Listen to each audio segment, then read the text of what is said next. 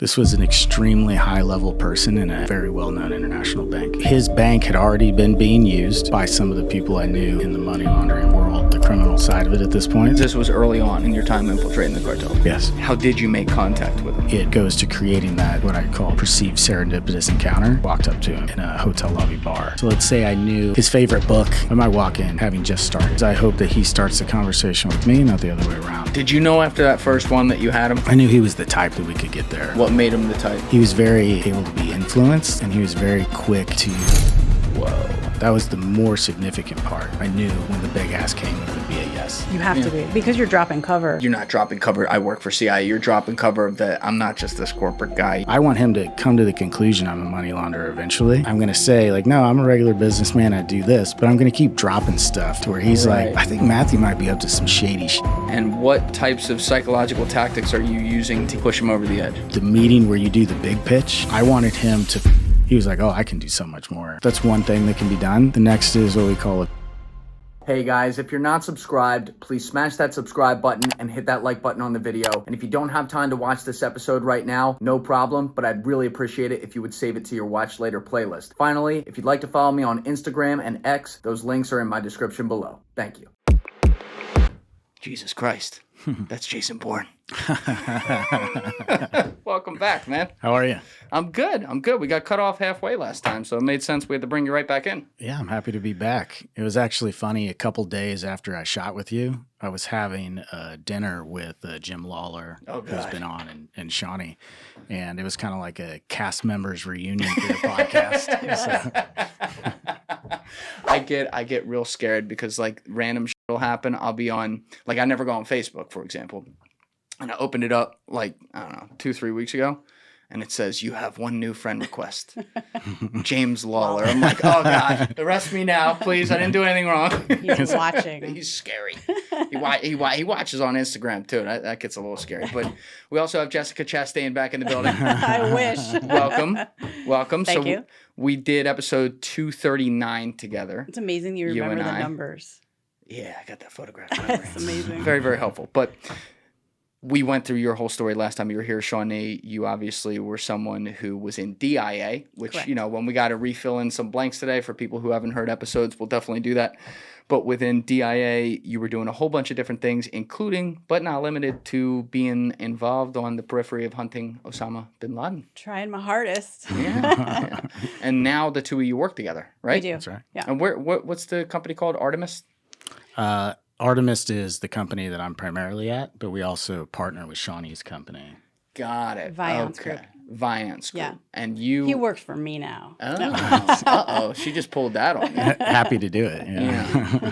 Well, it's actually great to have you in here, Shawnee, because when we did the last episode, Matt, like I said, we got cut off halfway, and I should have thought of this before, but there were people hearing your story as a CIA Noc, which we'll redefine what that is again today. Mm-hmm. They're like, yeah, I'll take shit that never happened for 500, Alex. Sure. And naturally, that's going to be the reaction. But to be clear, you work with Shawnee. You were co-signed by Shawnee.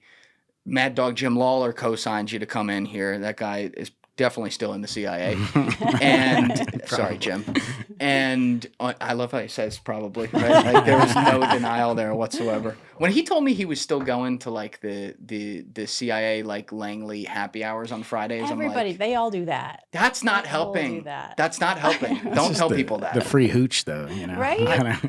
There's a lot of places to get good hooch. I bet he could get free liquor anywhere he went. Yeah. You're gonna give me that free liquor from behind. Yeah. He'll just hit you with that. But anyway, so he co-signed you and everything. But you know, there's I don't want to bury the lead here, and I'd love for you to just explain this so that we can put this to bed all for once. The only reason someone like you is able to come talk on my platform is because you are out. And even if you were out, you might not be able to do it, but you can, because the way I understand it, your identity, along with perhaps some other people who were involved in a similar program, was leaked on the dark web about 1.5 years ago. So what happened there? Yeah, that's correct. And even sometimes when people are outed, they can't talk about it and things like that.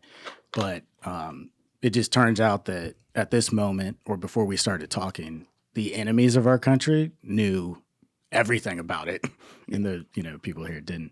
But what happened was we actually had an insider threat. We had a counterintelligence issue in the program. One of the people that was involved in our cover program actually divulged information to a country that we're not super cool with. And Are you allowed to say what country? No. But after But A+ for trying. right. Yeah. So after that, what the country did was they took all the information that they were given and they compiled it and they leaked it on the dark web. I think most of this has been tidied up by now, but just so that every other country that hated people from here could know about it as well. And so it became almost impossible to travel during that time period without getting flagged with the biometrics at airports and things like that. So it just went from one day being on the job to getting a notice that, hey, you got to get back here as fast as possible, and this is over. Everybody knows. All right, we're going to put a pin in that, and we'll come to that at that part in the story where you can give more detail. I just want to make sure out front, like people knew why you were talking. So last time you were in here, and this will be great to have you here, Shawnee, as well today to kind of give the other perspective on guys like Matt and, you know, how you guys see them and what you were doing. But last time you were in here, we went through you initially going into NSA at a desk job working counter intel when you were 19, right? Right. I joined the Navy, and they poached me from the Navy on a NSA billet, essentially. Right. Yeah. And you had like some CIA uncle psychiatrist, you know. Yeah, before I had joined. Yeah. So they were tracking you for the Illuminati for sure. Right. Got it. So you do that. And then when you're 22, 23, they have this conversation with you where they pull you in and they ask you in a bar, some guy asks you if you want to be a Noc. So for people that did not see episode 275 with you, can you just re-explain what a Noc is? Sure. The Noc is the umbrella for essentially anything that is not diplomatic cover. So it's non-official. We're not officially, disguising someone as the third secretary of economic affairs at an embassy overseas, and they don't have a diplomatic passport. And so there can be different versions of that, but it essentially says that you aren't officially claimed as a U.S. Diplomat.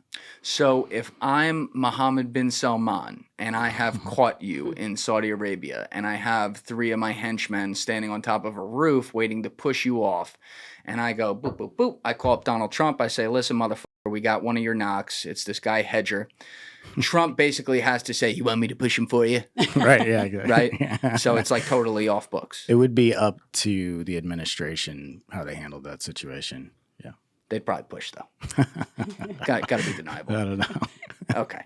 So you get into this program, and to put the second layer on it that you laid out last time, you did probably and I've had a lot of people talk to me about this, one of the most insane training stories I've ever heard. Like, Shawnee, I'm jealous. Yeah, he did what, 9 months at some mansion In a with some mansion. mafia Learning billionaire? how to cook and dress nicely. I was in a dorm, in a barracks with a bunch of, other people getting pretend blown up and, yeah, very different. There was no culinary expertise. There was nothing like that. So you had one guy, and then there would be teams that come in to train you for these 10,000 things you got to be trained on, everything from lock picking to becoming an expert money launderer to all this different stuff. And then you get put out in the field, and your job is to infiltrate criminal organizations, international criminal organizations, not to stop them, but to help them and do it for national security purposes. Well, so the job isn't to infiltrate the organization. The job was primarily to do covert finance operations, which is us moving our money into other places without people knowing it's the U.S. government's money, and then also to purchase restricted technology or weapon systems from the adversary that we needed to get a hold of to test. The cover that's typically used for something like that in a commercial way can be enhanced by the people you're dealing with thinking, oh, he's a criminal. And so if you are dealing with and being seen to deal with these very, well-known international criminal groups, it adds some legitimacy to, Sure. Well, that guy can't be an Interpol agent. He's not an undercover or whatever. How would he also be, hanging out with these cartel dudes over here? I would, And I think the same reason that, people are like, man, that's, I'm skeptical. Like, why would it work like that? I mean, that's what we're hoping the adversary thinks when they look at this situation. So you look at it as a trade-off. You look at it as, all right, these organizations exist. We don't like them. We don't like what they do. But if they're going to exist and we can use them to do what we deem to be higher value, in the trade-off of life, then we'll do it. Yeah, and it's a fade-off, right? It's a shade, like the magician's hot assistant. If people are looking at that, they're not seeing what is actually going on. Now, what was that first part you said? Not about the, getting weapons programs and trying to uncover that stuff, but the part about moving government or moving money for the U.S. government. Can you explain that some more? Sure. Like, let's say that, look at, what Shawnee used to do, recruiting people, right? We have to pay them money. We have to, buy stuff. We have to finance operations in war zones and theaters that are non-permissive as well. And you can't just whip out your U.S. government visa and, say, hey, here you go, right? Or that person's going to be in a lot of danger. If, let's say that they're spying on a foreign security service, for example, giving us classified information, and we want to get them money. We can't just wire them money from the U.S. government to their bank account because their counterintelligence people will see that and know they're up to no good. It would expose them very quickly. So we have to have money for that or to purchase things that doesn't have the taint of having come from the U.S. system. So you put it through USAID to fund condoms in Mozambique. And that's I understand. Yeah, that. You already know, bro. Yeah, it's crazy. Duh. Yeah, you're not helping. You're not helping the brand today. Mad Dog's not going to be happy with you. But that's what I'm here to do. I'm here to expose the CIA spooky people in front of us. Yeah, but anyway, in all seriousness, any government or intelligence service on the face of the earth has to, yes. Guard how they pay, who they pay, naturally. In my old career, I worked on Wall Street, and when I was there, one problem I would constantly come across with potential clients I'd be looking to bring on is that they would have a ton of money sitting in cash. Now, you sit money in cash for a month, might not be too big a deal. 3 months, you can kind of get away with that. But when you sit money in cash for a year, or 2 years, or 3 years, it's literally earning nothing when it could be invested in the market and growing for you over time, which is why it's perfect to have today's episode sponsored by my friends over at Acorns. Acorns is the app that allows you to invest your spare change or just a set amount every day so that you're exposed to the market and not letting all your money sit in cash. And this is also a perfect time to be talking about Acorns because April is Financial Literacy Month. That's right. They made a whole month reminding you to finally take control of your money. And the good news is you don't need 30 days. Acorns makes it easy for you to start saving and investing for your future within 5 minutes. You don't need to be an expert. Acorns will recommend a diversified portfolio that matches you and your money goals. And also, you don't need to be rich either. You've heard me talk about it before. I started investing with Acorns at the beginning of the pandemic when I had absolutely no money. But eventually, some of that spare change that I would invest every day grew enough that I could invest back into this studio and buy some of the very equipment you're looking at right now. Which, again, Acorns is going to let you start with whatever you want. Spare change, $5 a day, doesn't matter. Something is better than nothing. So sign up now and join the over 14 million all-time customers who've already saved and invested over $25 billion with Acorns. Head to acorns.com/Julian. That link is in the description below, or download the Acorns app to get started. Once again, that's acorns.com/Julian. Link in the description below, or download the app to get started today. This is a paid client endorsement. Compensation provides incentive to positively promote Acorns. Tier 1 compensation provided. Investing involves risk. Acorns Advisors, LLC, and SEC registered investment advisor. View important disclosures at acorns.com/Julian. Where this has been taken advantage of with the things like what John Kiriakou talked about on my podcast. I didn't even know this, but he was like blowing the whistle on this 5 months ago when he was here before this even happened. And I was just oblivious to it. But like financing poppy fields in Afghanistan so that we can drug up, Iran and Russia, that, that doesn't sit well with people. And I understand that. Now, the poison pill there is that they do it to us. So it's like, I see why people in the back rooms want to do that. I don't want to live in a world where we're doing that to each other. It kind of is what it is. Where people see the absolute waste, though, we've already read out these lists. Everyone can pull up all the memes. A lot of them are real. Some of them are taken out of context, but others are 100% real. When you're paying like 50 grand here and 5 million there for like DEI and like Somalia.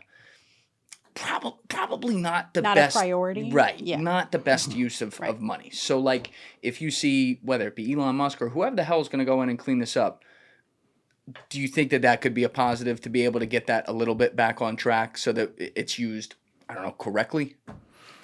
I mean, I think anytime if you truly eliminate waste, it's positive. When I was in Afghanistan, I know probably when you were downrange, we would joke about the, $50,000 gold toilets, that are on the list somewhere. And so I think the more efficiently you can either fight a war or do what we were just talking about, that's common sense. For sure.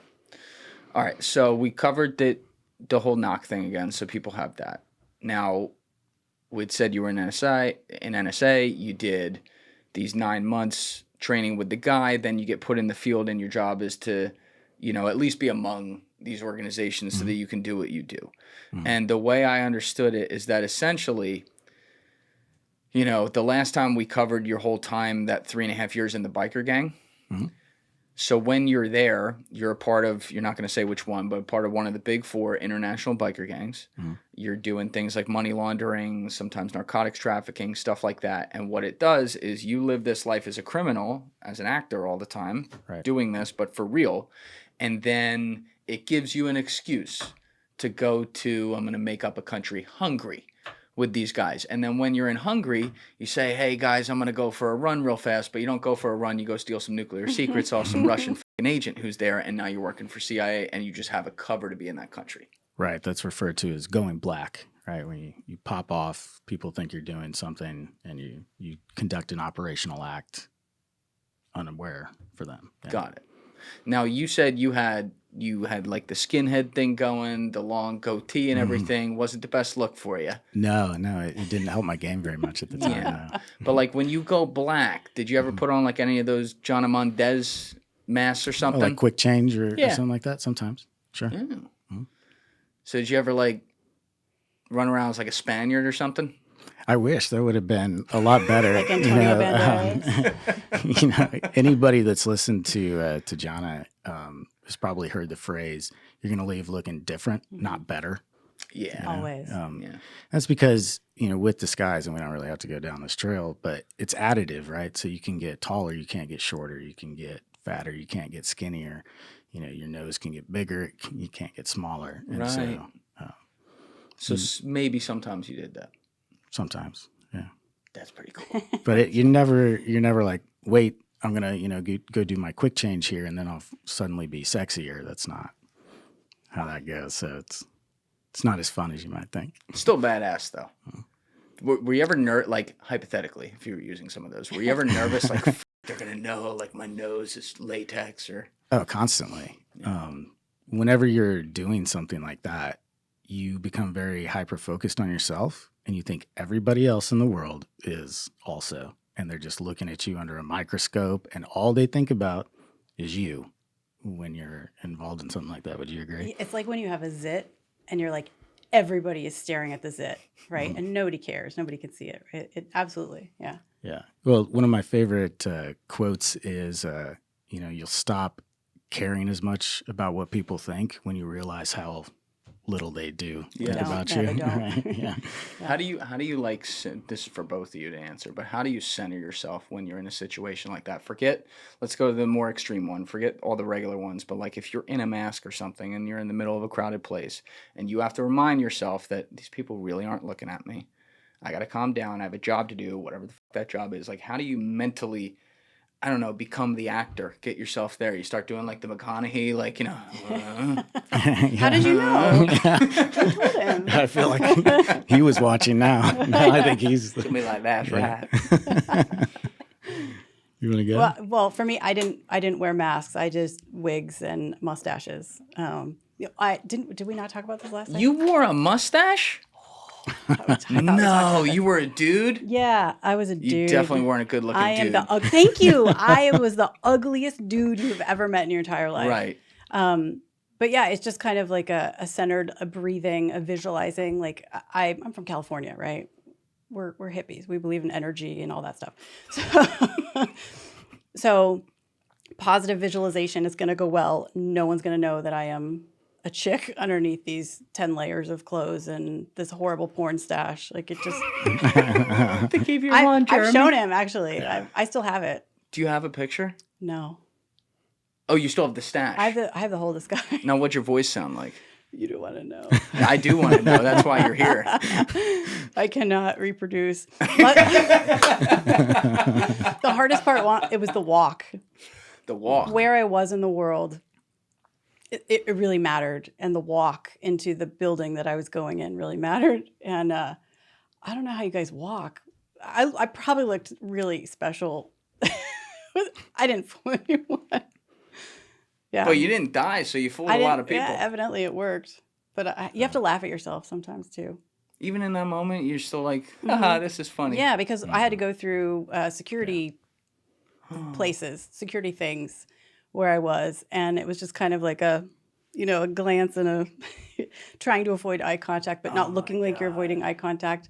And actually, when my asset at the time, when he got in the car and saw me, he straight out started laughing at me. Oh, my God. It was bad. They do much better work. It was pretty bad. All right. What about you? When you're in those situations, how do you center yourself? So same, but I'll add a couple of things. One, I always looked at it like being very compartmented. As soon as this change happens, it's a completely different person. You're not carrying those thoughts over. There's a hard break between who I just was and who I am now mentally. And that person typically is trying to blend in somewhere. And so one of the best things that you can do is observe the crowd and try to go with the crowd. Like, let's say a walking pace, for example, you're walking through an airport or whatever. You don't want to be the one, the crowd's here and you're zooming down the road here, right? And so one of the techniques that I used was to mimic the behavior of the people that were around me in the crowd as much as possible. Did you ever, because you guys are constantly doing like surveillance detection things and stuff like this, especially when you're in a moment like this, was there ever a time where you were certain in that type of scenario where you were burned and you had to get out of there? No. Not in disguise. Not in life. disguise. Not in disguise. Yeah, because we talked about in real life you've had that before, but never in disguise. Not in disguise, no. That's Luckily. so fascinating. Yeah. Like, did they teach you guys how to method act? Is that like a part of it? Did they really teach that? He had better training. So yeah, he got that. I used to do acting when I was younger. Of course you did. So But you got training in it with CIA. Correct. And actually, back in the day during the Cold War, they brought in some method actors to the farm, right? And they would have actors help teach, that method, that approach to it. yeah. You see some of these guys who really, people talk about like actors being crazy all the time, but I get it sometimes because, they become that person. Like people have talked about it before. Jack Nicholson warned Heath Ledger before he played the Joker because he knew Heath. He knew how legit he took it. Yeah. He's like, dude, you might go to a real dark place. And, we can sit here and speculate, but you wonder about that kind of thing because you really do. Like if anyone's ever read Dream of Passion by Strasberg or some of the Stella Adler stuff, like you really do become that thing. Well, I mean, he had to live it. Yes. Constantly. I think the duration of it, helps. It's really hard to do that when you're flipping a light switch, right? Like if on Monday I'm this and then on Tuesday Which I'm is that. how I was. Yeah. I think he was that's long term. I was short snippets. The short snippets to me is the more challenging side of it. And I think it's the opposite. Did you, because as you're saying, you're playing the same guy. So you wake up every day as the same guy, and then you end up where you end up, but you're playing the same character. How quickly did you literally become him? And two questions here. How quickly did you literally become that guy, approximately? And before you literally became him, did you have like a process when you woke up in the morning to get your mind into that space? I would say it took maybe the first 3 months to really get fully into it after I started working. And, like I mentioned the first time that we talked, during training, Like from day one, we were already working towards like what that persona would be. So, 3 months in on the job, I've essentially had a year, working on this. And so there was a lot of time to prep up for it. And you're also getting things like the backstopping for your cover, right? Where they're showing that 10 years ago you had a gym membership here to reinforce that was your, true name, and credit scores from back in the day. So that when people look into you and they peel back that onion, what you're saying is consistent with what they're independently, their private eye or their security services researched on you. How many pages was your legend?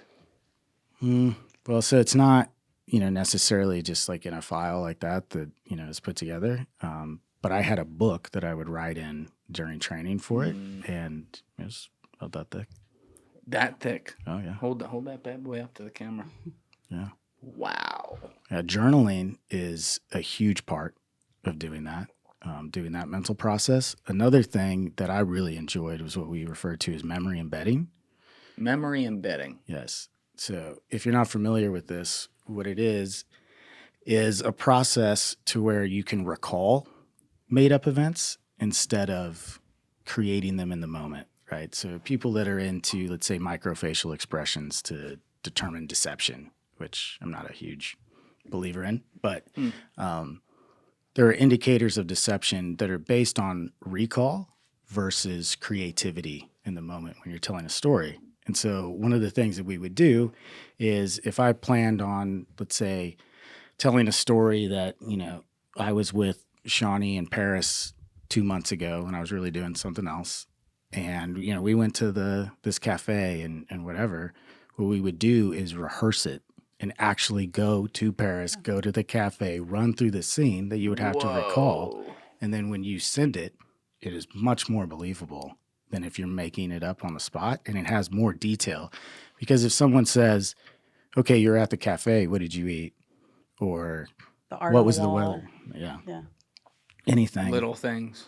Right. Because when you're making things up, you leave out the detail enough. You paint too broad, almost like a dream, right? Where if you could actually play your dream back, it would be absent, what color shirt, he was wearing or something like that. Yeah, so you talk about the creativity of, at least that's where the memory embedding comes in, because you can picture it, can see exactly where it was, so you don't have to get creative. Right, because you're avoiding being creative in the moment, or else people will think that you're lying. Okay, and then the other end of it is like the deception indicators, which you said you're not a huge believer in. Why is that? Well, and just believing in like microfacial expressions of, oh, they looked up and to the right, it means this, or they looked over to the left, it means this, right? One of my very close friends was involved in like what we call an interviewer. He did SEER school. He was an instructor at SEER school. Oh, shit. He trained people in psychological elicitation and interviewing.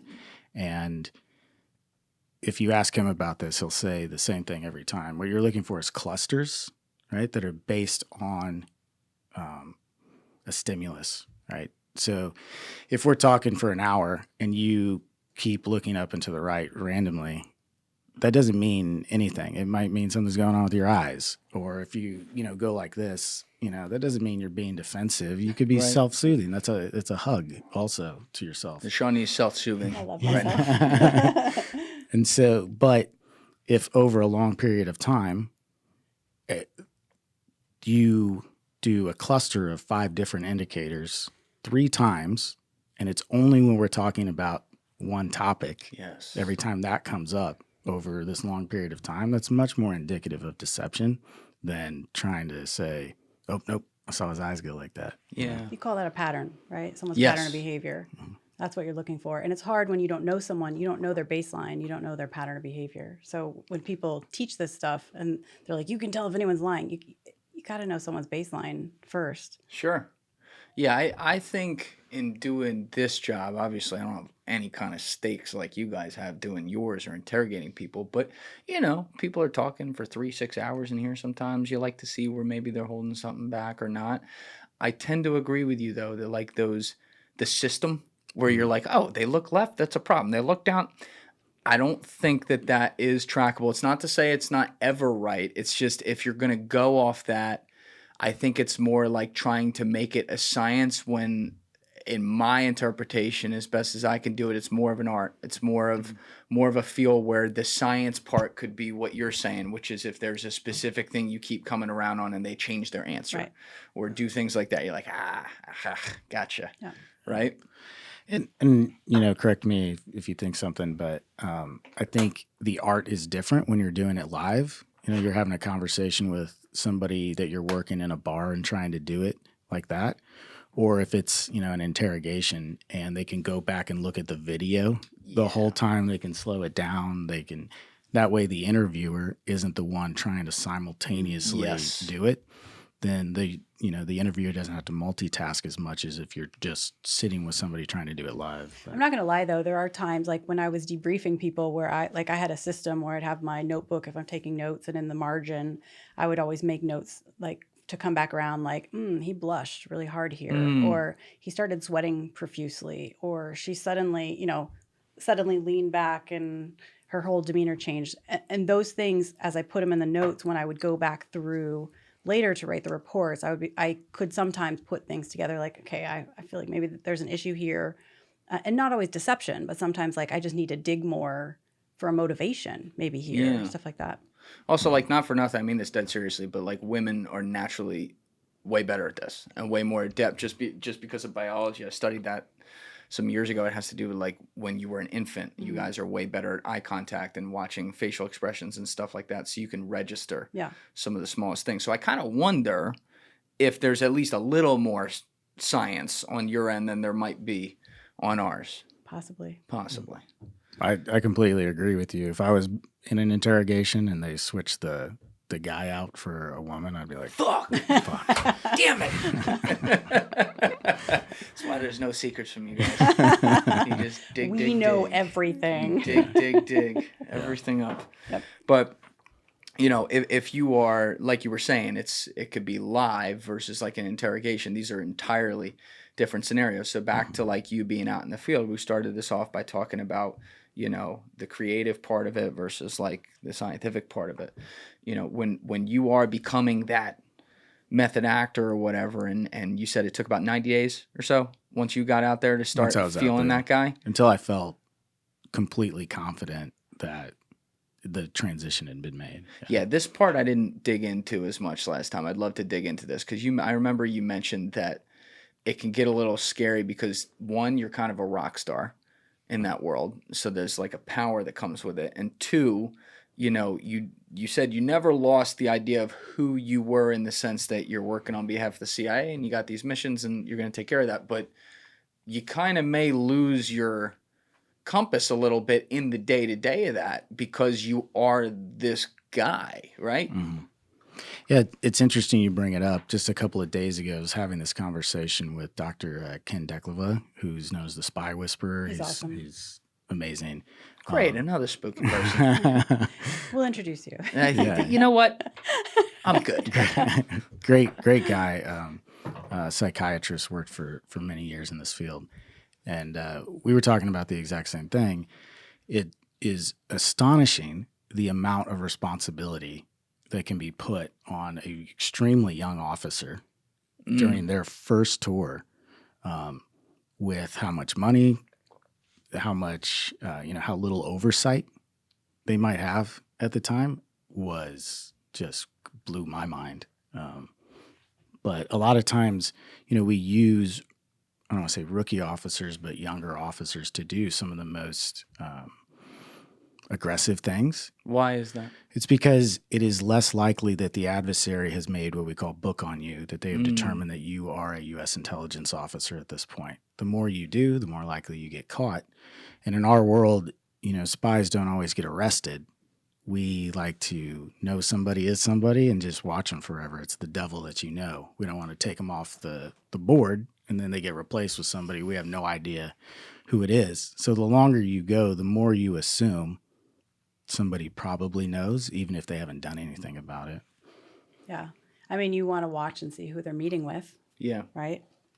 What about like some more totalitarian foreign governments, though? There's got to be a line with that, right? If such and such spy is, I'm not going to make up things right now, but if they're doing some pretty damaging shit, there has to be a point where, MBS is like, take them. It doesn't even have to be damaging. I mean, do I need propaganda right now? Do I need to do a Mm-hmm. trade? How handy will this person be? Yeah. I feel like Vlad does that a lot. Well, you could say that he's almost turned it into an art form. Yeah. Where,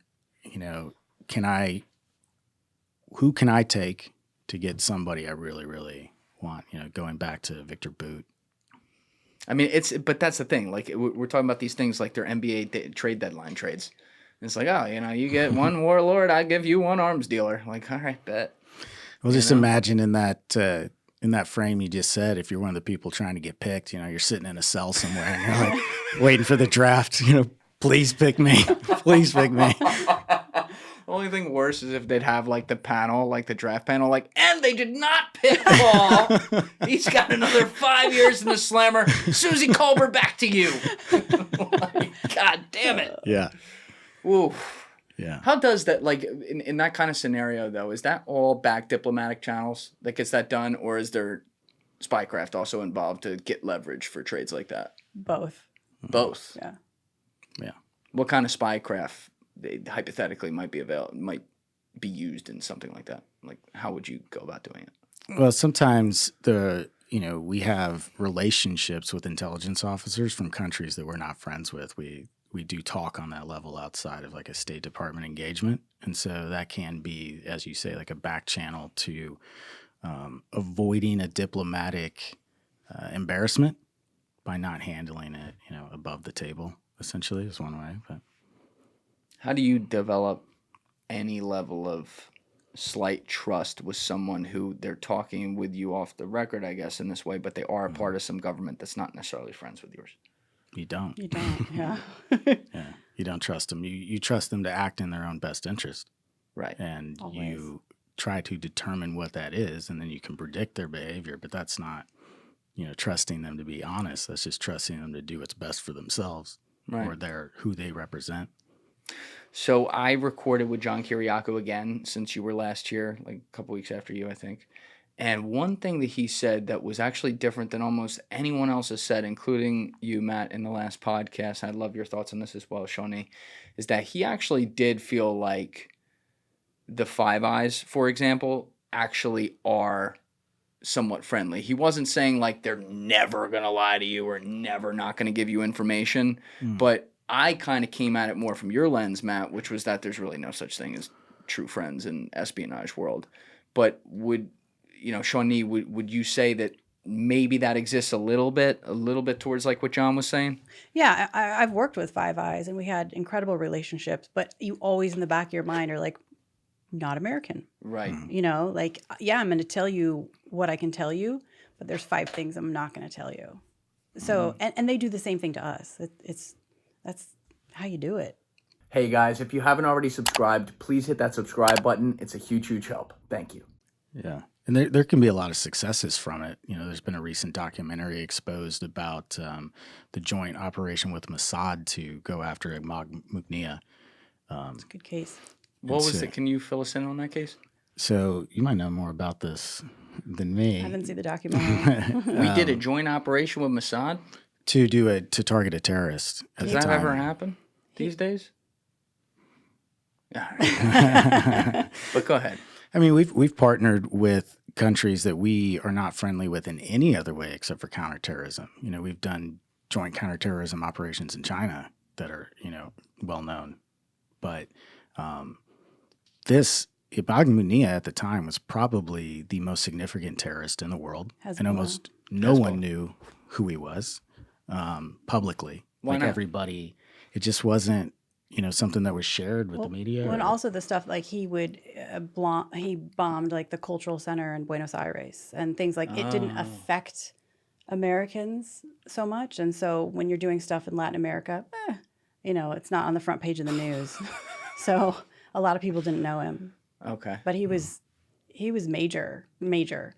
He owned a mall in the tri-border area, which last time I said incorrectly because I was not thinking, but it's Paraguay, Brazil, and Argentina. I actually went there and went to the mall. It was when I was getting my master's in counterterrorism because you can't be an expert if you don't see it firsthand, right? But they had... He's a wild card. They had all kinds of smuggling operations. And when I was in one of the shops in the mall that he owned, I went into a camera store, and photography was one of my covers a lot of the time. And so I was not working. I was a student. This is before I even got hired. Okay. And I went in and I was looking at the cameras, and they were rock bottom prices. And when I was looking around, on the TV in the store was Hassan Nasrallah, right, head of Hezbollah, and he's talking, and I was like, ooh, okay, all right, evidence, right? And started talking to the shop owner, and I was like, how do you get these cameras so cheap? And he's like, they fall off ships coming from Miami. You're like, gotcha. Yeah.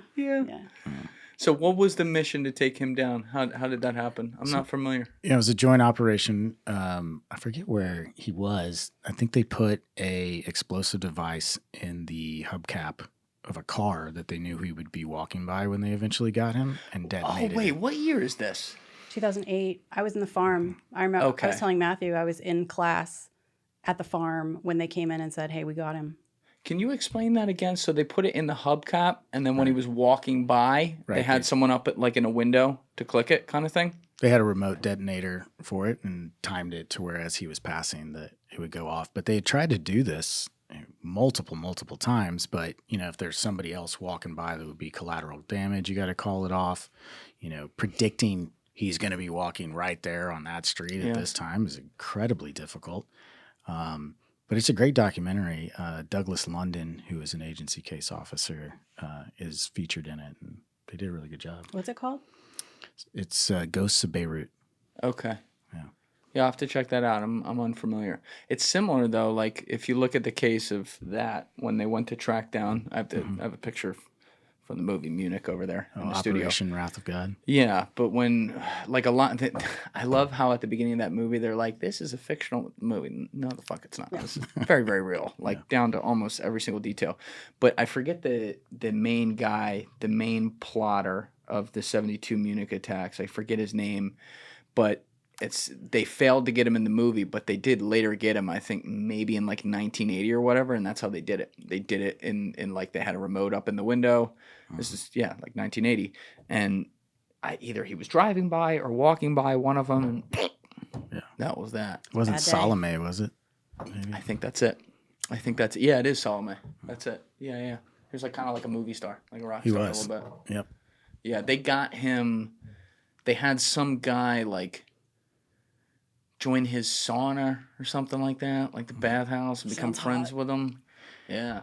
Was it the maybe he swung both ways. I don't know. Unintended. Yeah, that's right. Little male honey trap. But I don't know. But they joined something like that, became friends with him, and then had the information, and they knew where it was going to be, and they got him. I'll tell you what, that's always how it goes. You grow up watching movies about all the cool things you're going to get to do, and they tell you to join a bathhouse. With this guy. Why didn't I get to do anything like that? Damn it. That's one of the things Bustamante always jokes about. He's like, you always think you go into it and it's going to be like James Bond and every chick you work with is hot, and then it's like a 400-pound trans lady and you're like, fuck, damn it. Yeah, that's every time. I asked him once if he had to get in on the action, and he didn't give me a good look. So I was like, he just did a... It's like, you know what? I wouldn't want to trade places with you. No, thanks. But back to your story, Matt. So you become this guy. What we covered last time is after about a year, you somehow end up going to this bar that was frequented by organized crime members. Mm-hmm. On a kind of whim, you end up making friends with a guy who's high up in the biker gang. Mm-hmm. Initially with a guy who's lower, but you knew the high up guy would literally come and clean out the bar because his girlfriend was the bartender. That's right. Right? And so then you get into the biker gang. You're a money launderer, so you kind of rise up. You're doing some narcotics trafficking and stuff. 3.5 years goes by. You eventually get arrested for aggravated assault, of which you said you were guilty, correct? I mean, technically, yeah. So guilty as charged. Anyway, so you get a deal to go on probation. This is what kind of blew my mind. You literally went to the biker gang and you're like, yeah, fam, I'm out. And they were just good with that? Yeah. I mean, if this isn't like, it was back in the day, this isn't like some blood in, blood out, We've really lost our standards around here. Yeah. So especially because what I expressed was that, I had been approached by law enforcement during my arrest, and that I thought that me being around going through this was going to bring undue attention to the club, and that I wanted to step away for a while I was going through the legal process of it. And they weren't arguing to say like, no, bring us, give us some more trouble. Yeah. So. And so you effectively leave and you don't deal with those guys again. Right. Now you had said, this is where we're picking up. You had said that while you were in the biker gang, you made some connections with the cartel. This is basically where we got cut off. So what happened there? Yeah, so the person that I was introduced to is what's referred to as a bulk cash smuggler. So sounds legit. Put that on your resume. Yeah, it's his LinkedIn profile. Yeah. So essentially what his job was is that every time something's sold on the street, right, you get a $20 bill, $100 bill, this all gets compiled and collected. And then once it reaches a certain amount, that person needs to smuggle the cash, somewhere. And so that was his role. He had some funny instances of trying to do this. Luckily, I wasn't in the car with him at the time when he would do it. But he told me right when I met him that he had recently been arrested with a bunch of the cash in the back seat. And so, if that's exposed, right, if you see a certain dollar amount, law enforcement, that's, the right to search. Red flag. Yeah. Yeah. Right. So they can search your car if they see a box full of. But he got away. Like they let him go, obviously. Well, so what happened is they arrest him. They find all this bulk cash on him. He says that he's delivering it for a casino, which is perhaps the dumbest. Were there any excuse. casinos in the area? Probably not. He's basically like running it, instead of like an armored truck or something. He's trying to explain that was him. It's terrible. And so they arrest him. At this point, they have, I believe it was 48 hours to prove that the confiscated money was, in connection to a crime, to hold it and to hold him. And this didn't happen. And so 48 hours or however long the statute was, he gets out. The cash back. But here's what's interesting.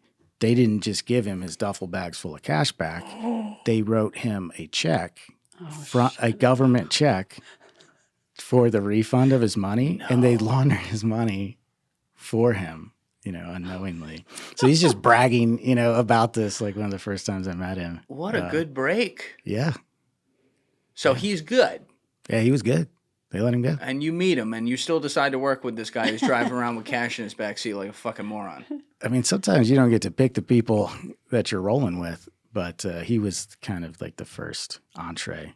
But did you call up base like, I don't know. This guy's kind of we got to mark that, sorry. Like, did we work with him? And they're like, yeah, fuck it. Is that what happens? Yeah, pretty much. I mean, so you're constantly making what we call contact reports, right? So I'm writing everything up. Maybe the most laborious part of the job. I liked him. You liked what? Writing contact reports. Of course you did. You can have them. I mean, especially, you're hanging out with somebody till 2 a.m, drinking, and after you're done, they get to go pass out, and you got to try to write a coherent, novel about everything that just happened. Yeah. I'm sure some of mine were not. I would pay money to read those right now. Yeah. You get like one level of drunk more, and then you're like, oh, it makes sense. Like the Da Vinci Code just. Right. It's all there. Yeah. Now, you're not putting this in like a Microsoft Word doc, I take it, right? No. What about Google Drive? Probably these days. They might do it these days. I'm joking. So we can hack them. Oh, you got to collaborate, But imagine that? Like, oh, it turned out the CIA was using Google Docs this whole time. So is there, I guess you can't go into classified stuff, but is there anything cool in the departments of like, radio transmissions or stuff like that, without saying specifically, are there ways where that's literally how you're putting these reports through, or is that more just for communication? Sure. I mean, so you're talking about what we call COVCOM or covert communication techniques. COVCOM. I can't talk about any of the modern ones, but if you go to the Spy Museum or look during the Cold War, they had some amazingly innovative ways back then to do this. Even from, taking something that looks like a normal device and you take it apart in these ways and you put it back together in this funny way, and suddenly it can communicate with, securely with who you're supposed to. It's the people that work in those shops. They're brilliant. Yeah. Brilliant. Yeah. That's a job I always wanted to do, actually. Yeah. There's some fun stuff. That actually does sound pretty fun. Yeah. If you ever saw like the story of Ellie Cohen, they made like a Netflix miniseries on that. Yeah. Obviously a pretty famous one, but that was like 1958, 59, 60. Yeah. And he was using like a Morse code kind of like transmitter or whatever. Honestly, All a the way lot back of then. a lot of the old stuff, like the microdots and stuff, I think it would be brilliant to be used now. We're now so reliant on technology. There's RF signals and everything, Wi-Fi. Now all the threat actors are basically hiding in plain sight, because right now 4 of us are in this room. We all have devices. There's ones and zeros flying around us at all times. So Yes. you inject something that's just hiding in plain sight, you can't see it. But putting an old school physical microdot on something, Yes. no one's going to see that. No one's going to detect that. I say we go back old school. Well, it used to be, what was it, the number stations that they called them back during the Cold War? There were these outposts that served the function of passing along these types of transmissions. And, some of those are still in use. I don't know who's using it, but I would actually think that this would be one thing where we'd want to go technologically backwards on for a lot of the points you're making, Shawnee, because there are so many vulnerabilities in every little thing that so much as nicks the Wi-Fi. Yep. Or, whatever, the LTE, Yep. all that stuff. Like, I always think about it, and I try not to get too worried about it because my life's not that serious. I'm a fucking podcast host, but it's like, are all the drones listening to us? Well, they were a couple months ago around here. Right? Low blow. Too soon. Table.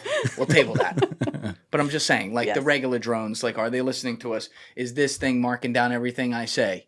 Yes. And probably thinks I'm fucking crazy based on the people I talk with. Yes. Yes. Like, is there someone back at like Langley, like, God damn, this YouTuber. Oof. Like, does that kind of, I don't like how you're breathing right now. I was going to say, I wonder what his code name is. yeah, I don't like this.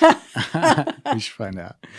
I will say that there's a huge difference between information that is collected and information that is analyzed, right? And so if you think about all the information that's, grabbed from everywhere in the world, from every type of means, the percentage that it actually, like, that somebody is going to put eyes on that is, oh my gosh, minuscule. And so you would have to be elevated to a certain level to get, that attention, which, in my old profession, that's part of the goal, right? Like, if I'm in another country, I know they're collecting on me. I just don't want to be so important that they actually go through it and try to break squirrely. it down. You don't want to be so important or like squirrely. What do you mean like, squirrely? Like, why is that person acting that way? Right. Right? When you're doing your surveillance detection routes in another country or you're doing your cover stops, you want to blend in, like he was saying earlier. If you are doing things strangely, you're raising your profile, then they're going to start, they're going to put bigger teams on you. They're going to put teams that pull away so you don't know you have a team behind you. You want to lull them into a sense of complacency. And if you break that, you're screwed. All right, first question, and then I'll bring it back to First Amendment stuff. Remind me that on America. But like any of us, anyone listening right now, if we travel to certain countries that are high octane, not friendly countries, every time we go to their airport, are they sucking up all our data completely? Yeah. Don't bring your personal devices, number one. Period. Full stop. Wish you told me that. That's why so many companies nowadays, the smart ones, have travel policies where you bring what's called like a clean laptop or a clean cell phone. You're not bringing your personal device. You're nodding over here, Brian. Yeah, write that down. Do you gotta do that at work? I do. Yeah. I have 2 separate laptops, See? just one that's clean, like without company data, and then one that I, use my client stuff with. Yeah, So. you have to. And also a lot of people think that when they're going to another country, well, they're not going to know who I am. I'm not important. You're filling out a customs form with your name and your address and where you work and where you're staying. Like, come on, people. Yeah. Just based on content, there's a couple countries I wasn't that interested in going there. Right. It's not going to ruin your I'm holiday definitely not plans. going. Yeah. Yeah. And, on the other side of that coin is seeding information when you're in cover. Seeding? Right. So if I'm going to take a device through an airport when I was working, right, when I was an intelligence officer, and I know they're going to look at it, this is an opportunity for me to reinforce my cover. So I'm going to put a bunch of documents that they will find that say the exact same things that the story I'm going to tell everybody the whole time are.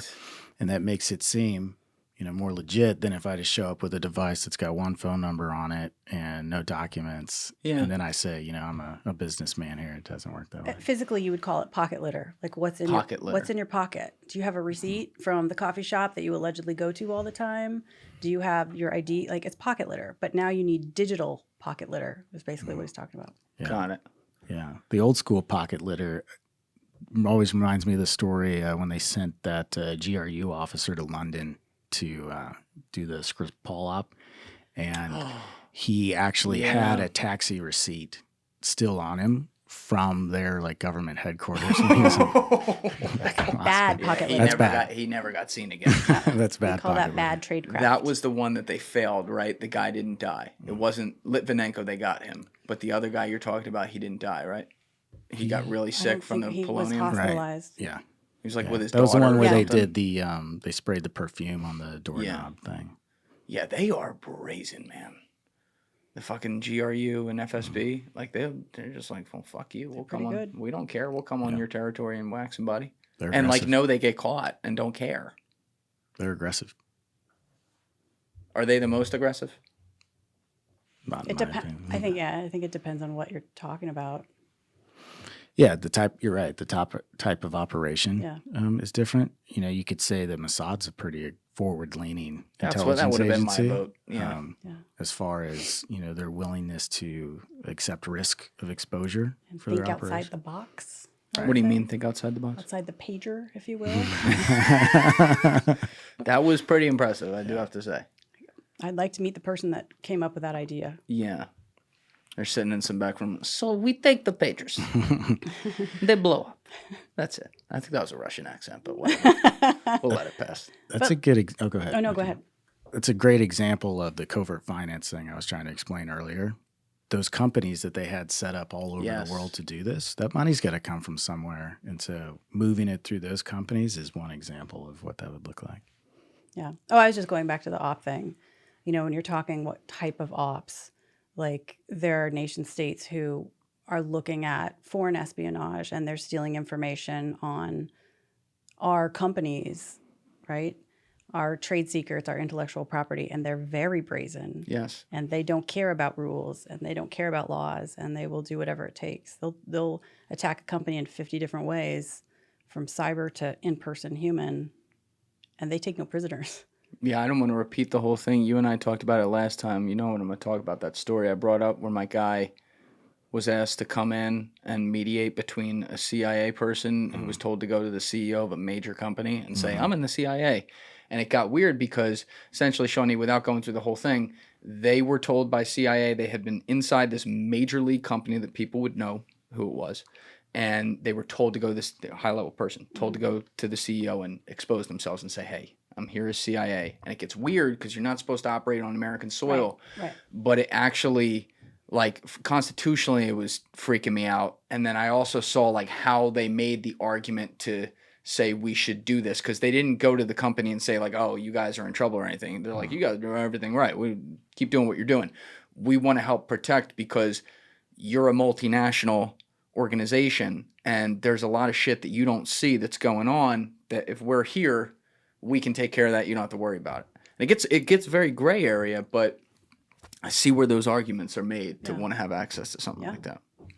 I don't envy the lawyers back there that No. have to figure all this stuff out all the time. But No thanks. Well, they just, they go to the judge and they say, do you like your dog? You like your wife? You like them? And then when they say no, they're like, do you like your guma? And then they go, yeah. And then they say, okay, you're going to hit this little FISA, whatever, and be good. But I said we would table the First Amendment part about sucking data and everything because I hear where you're coming from when you're like, there's a difference between collection and analyzing. correct. Yeah, Okay. exactly. I hear you. The fact that the government, though, could collect on everyone, even if they're not going to analyze it. This is where Snowden's argument comes in, and I hear it. it's like, do you see why people would be like, this is the road paved to hell with good intentions and the slippery slope? Because technically, you do have access to everyone's stuff. Even if you're like, listen, you know, we don't care about you and your $10 million a year business doing fucking paving. But like, you have my shit. And if I pissed off the wrong person one time and the wrong person in government decides, you know what, fuck this guy, and they can go access that information and do whatever they're going to do with it. Like, that does freak people out. Do you understand why like, I'm freaked out by that? After you. I was going to say what you're talking about is insider threat, really. People, when you describe it like that, allowing one person to have access to stuff like that without checks and balances, that's all insider threat. That's someone who has malicious intent, who is abusing their access, who is doing something stupid, right? The problem is, in every company and in every government, you have humans running them and humans with access to things that are high level and sensitive. And that's a very real threat, no matter what we're talking about. Yeah. I have this belief that, like, when you look at world history, and I think this will be backed up, good wins over time. Like, look where we are now versus 2,000 years ago. Like, light years of progress and ahead. Still got our problems, but, like, we invented new problems. That said, Just a couple. In the short term, it's easier for evil to win. And the way I say that is, if I have a room filled with 100 people, 99 of them are evil and one of them is good, we're fucked. Unless it's Jesus. If I have a room filled with 100 people, 99 of them are good and one of them is evil, we might still be fucked. Yes. All it takes is one, depending on their level of access or motivation. Look at Joshua Schulte. He was a CIA software engineer. He worked in a very small office. They worked on very sensitive things that, you know, RF and hacking into people's TVs and cool stuff like that. Hacking into people's TVs? This is paraphrasing. Read the New York Times. Turn that fucking thing off. But the problem is the culture within his little office was like a rowdy frat house, right? People threw things at each other. They had Nerf guns. They, you know, swore all the time. This didn't sit well with him. And so they actually gave him a nickname, a nuclear option. That was his office nickname, which is not really flattering. No. Right? So the problem is that nobody intervened to say, okay, clearly we have a problem, right? This person is getting disgruntled or is disgruntled. We need to address it in some way, shape, or form. He left. He left the office. Everyone's like, well, fuck him. A couple months later, the largest leak of CIA documents in history was published on WikiLeaks. Now, he was prosecuted. It was pretty clear who did it, right? But what was interesting to me is the prosecution's theory was that the reason he did it, his motivation, was spite. So one person, a lot of access, he just wanted to fuck everybody. That's what I'm saying. There's 2.4 million government employees. How many now, though? What are your metrics accurate? We might be down to 2.2 either way. You know, we'll see how far Elon goes with this.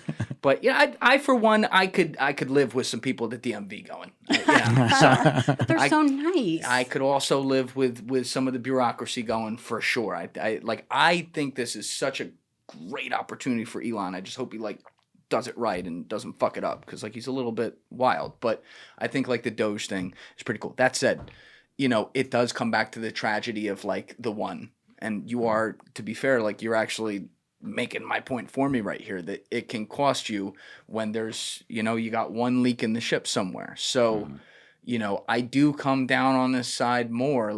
We've talked about this before, but with Snowden, I understand why some of you guys in intelligence don't like him. I get it. But, you know, I think he had a slippery slope on both sides. It was the slippery slope of breaking the chain of command and technically breaking the paper that I signed, or the slippery slope of this anti-constitutionalism being thrown through secret courts is going to keep on paving the road to hell, and no one's done anything about it in a decade. So I'm going to do something. And it comes back to this exact point, which is that, Matt, I think you're a good guy. I don't think you'd give a fuck about my data or do anything with that. But fucking Rob in the back office over there who was working on your case with you, you know, guy's a scumbag. And I don't see Rob, and I don't know what Rob's going to do to me, and maybe Rob's going to WikiLeaks me. I don't know what he would do with me, but you understand what I mean. There's there are people out there. There could be someone listening right now who actually like is an important person. Like they run a multinational company. I'd be worried if I were in their seat with stuff like this. But, and I know this is something, there's stuff people can do to mitigate this, like substantially. Like what? From technology to employee lifecycle management to training and awareness to insider threat programs. There's a whole metric list of things that companies and organizations can do to substantially reduce the human risk that they have. And everybody has human risk. I don't care what industry, I don't care what company, I don't care what you do. Do you employ humans? Because if you do, you have human risk. Now, human risk is different than human, insider threat, right? Insider risk is the fact that you employ humans. We make mistakes, we take shortcuts, we fall asleep on the job, what have you. Mm-hmm. Insider threat is when someone unintentionally clicks that phishing link and screws the whole company. Right. Or maliciously is like, I'm going to leak everything to WikiLeaks, right? Or they're compromised. They have a really shitty password and someone hacks that and the whole company gets thrown out, systems down. That's insider threat. And both of those categories, risk and threat, there's a metric ton of stuff people can do to mitigate those. They're just not doing them. Yeah. And, from, being somebody that went to other countries and stole information for a living, you always want it to be on the lighter side, right? So what I mean is that, let's say somebody works in an office that has access to information that, somebody's trying to get a hold of. It would be, and let's say it's you, right? It would be a lot easier to switch out your thumb drive when you weren't looking, that you would take back and plug into your computer at work, than to talk you all the way into like, hey, why don't you risk your job here, right? So, good. No, sorry. I get excited about this stuff. You can't tell. So you're always looking for the lightest way to where the person is either unwitting, completely unwitting, or semi-witting before you're just like, hey, can you give me the keys to the kingdom here? The least amount of noise. Yep. Yeah, essentially. Think about conferences. All these conferences that all these people go to every year in Vegas or wherever, right? Aren't you doing one at Madison Square Garden tomorrow? I am. Yeah. Talking in front of the whole stadium? In Vegas later this month. Wow. But Julian Dorey podcast blowing people up. But these conferences, a lot of the companies that are the vendors that are there, they have giveaways. Everyone loves a giveaway, right? They have tote bags so you can fill it with your giveaways. Yeah. But people are doing like USB connected, a mouse or speakers or a watch or pick something, right? Even just a thumb drive. Those are all threat vectors. Like, to anyone listening, do not take those. Do not plug them in. Do not. There were cases where, I don't remember if we talked about this, where like U.S. military were getting like watches in the mail. No, we did not talk about this. And this is not too long ago. They started wearing the watches. They plugged them into their computers. Now their whole Wi-Fi network is compromised. Like, it goes on and on and on. But because people inherently are trusting, when someone gives you something, you're like, oh, thank you. That was so thoughtful. And then you're going to go use it. So again, awareness and making sure your employees understand just how vulnerable they are to dumb stuff like that. I had an op where I had a person who I gave them a very special thumb drive and they plugged it in, and the U.S. intelligence community still owns that network. Mm-hmm. They own it? We can see everything going on in it. How far ahead is your technology back there at CIA, DIA? NSA. I wasn't in the shop. I'd like to be in the shop. I don't know specifically. It's probably like tech by tech. But I heard, back during the Cold War that they were saying it essentially takes about 10 years at that time for it to leak out. Yep. I think because of, Silicon Valley now, and it's probably quicker. I don't think it's a full 10 years. Yeah, because they work for you guys. But, we definitely compete for the same people coming out of, college to work for us. Competing for that talent, but I think it's a little quicker now. But I had heard the 10-year quote. It has to be. It's got to be a lot easier though to just let the talent get hired by them and put a little fucking tracking device on them, and then you got everything you need, right? Why go through the interview process? You're talking the least amount of noise, right? Yeah. Let's not make this harder than it needs to be here. That's right. And then while we're on that topic, by the way, because I always ask all you guys about this, I don't know if we talked about this on either of your podcasts, but did you guys ever have any look through the DARPA? The stuff they were doing, did you ever hear anything about that? No. No, but there's cool stuff. Yeah. I heard they were fucking talking to dolphins telepathically in 92. Yeah, ask Lawler about that. Yeah. Yeah, we've had talks about that. Why do I feel like he's working there? He was a dolphin trainer. Yeah, he scares me. He's awesome. I do know a lady who was a 06 in the Navy that was a dolphin trainer for her last assignment. It's like that movie, The Men Who Stare at Goats. Do you remember that movie? Yeah. The guy, Colonel Alexander. I worked with a guy who was in that program. Yeah, what? That stuff was real. Like, they really did that stuff. Remind me in the movie, though, did they actually talk about, was that involving the remote viewing? It's like the metaphysics. Like Stargate? Remote viewing, yeah. Yeah, Project Stargate and all that? Yeah. My friend Jesse just talked with Joe McMonagle, who was a part of that. Some of that, I could see. Yeah, Like some of it, it sounds hard. It sounds like no fucking way. And then you're like, well, we did figure this out. How the fuck did we do that? You know? Like, did you guys ever come across some people that could just do some crazy shit and you're like, that can't be explained? Yeah. Don't look at me. Who'd you come across? She can do stuff like that. You know, Lawler, he's one of those guys that, you know, is very in touch with that. Lawler's remote viewing? Oh, no, not remote viewing. viewing. No. He was in my parents' house, all right? I mean, it's just like having that psychological connection with people. But during the remote viewing stuff, you know, they've done tests where somebody would sit in a room, right? There'd be another room where they would flip a quarter or something like that. And they would get good enough to where, you know, it's not mathematically possible, you know, with how random numbers work, to be that accurate. There have been tests that have been published outside of like the intelligence community that have shown stuff like that. It's super interesting. Yeah. You guys seen the podcast or heard the podcast, the telepathy tapes? Mm-mm. No. So it went really, really viral in the fall. This lady, Kai Dickens, looked into this phenomenon where there's been a lot of parents around the world who are parents of nonverbal autistic kids who are like, yo, my kids can read minds. Which, you know, we're wired to be like, well, that sounds fucking crazy. She went and took a scientist and a psychiatrist and went and did double-blind tests with these kids and actually had the father of one of the kids in here, Scott Sherwood. He was in here recently for episode 280.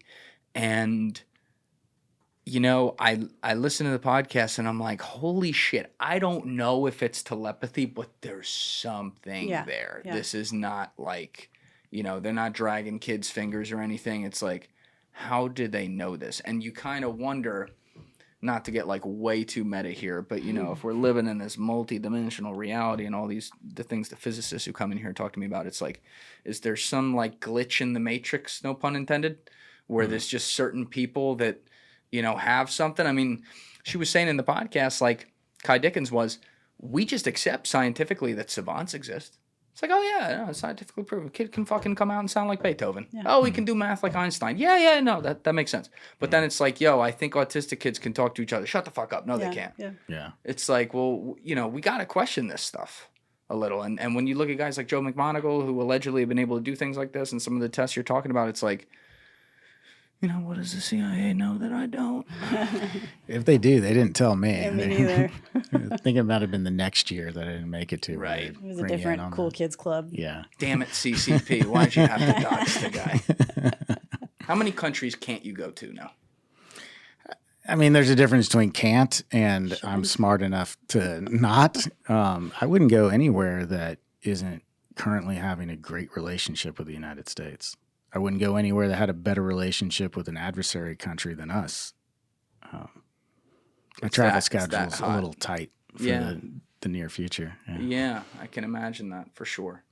Quickly, though, I didn't want to lose this in the point you were making, Shawnee, about the, you know, like insider risk and stuff like that. One of the things you're working on a lot, we were talking very briefly off camera, so I didn't really get any information, but you said you're dealing with a lot of like AI related threats with some of the companies that you're working with. What does that look like now?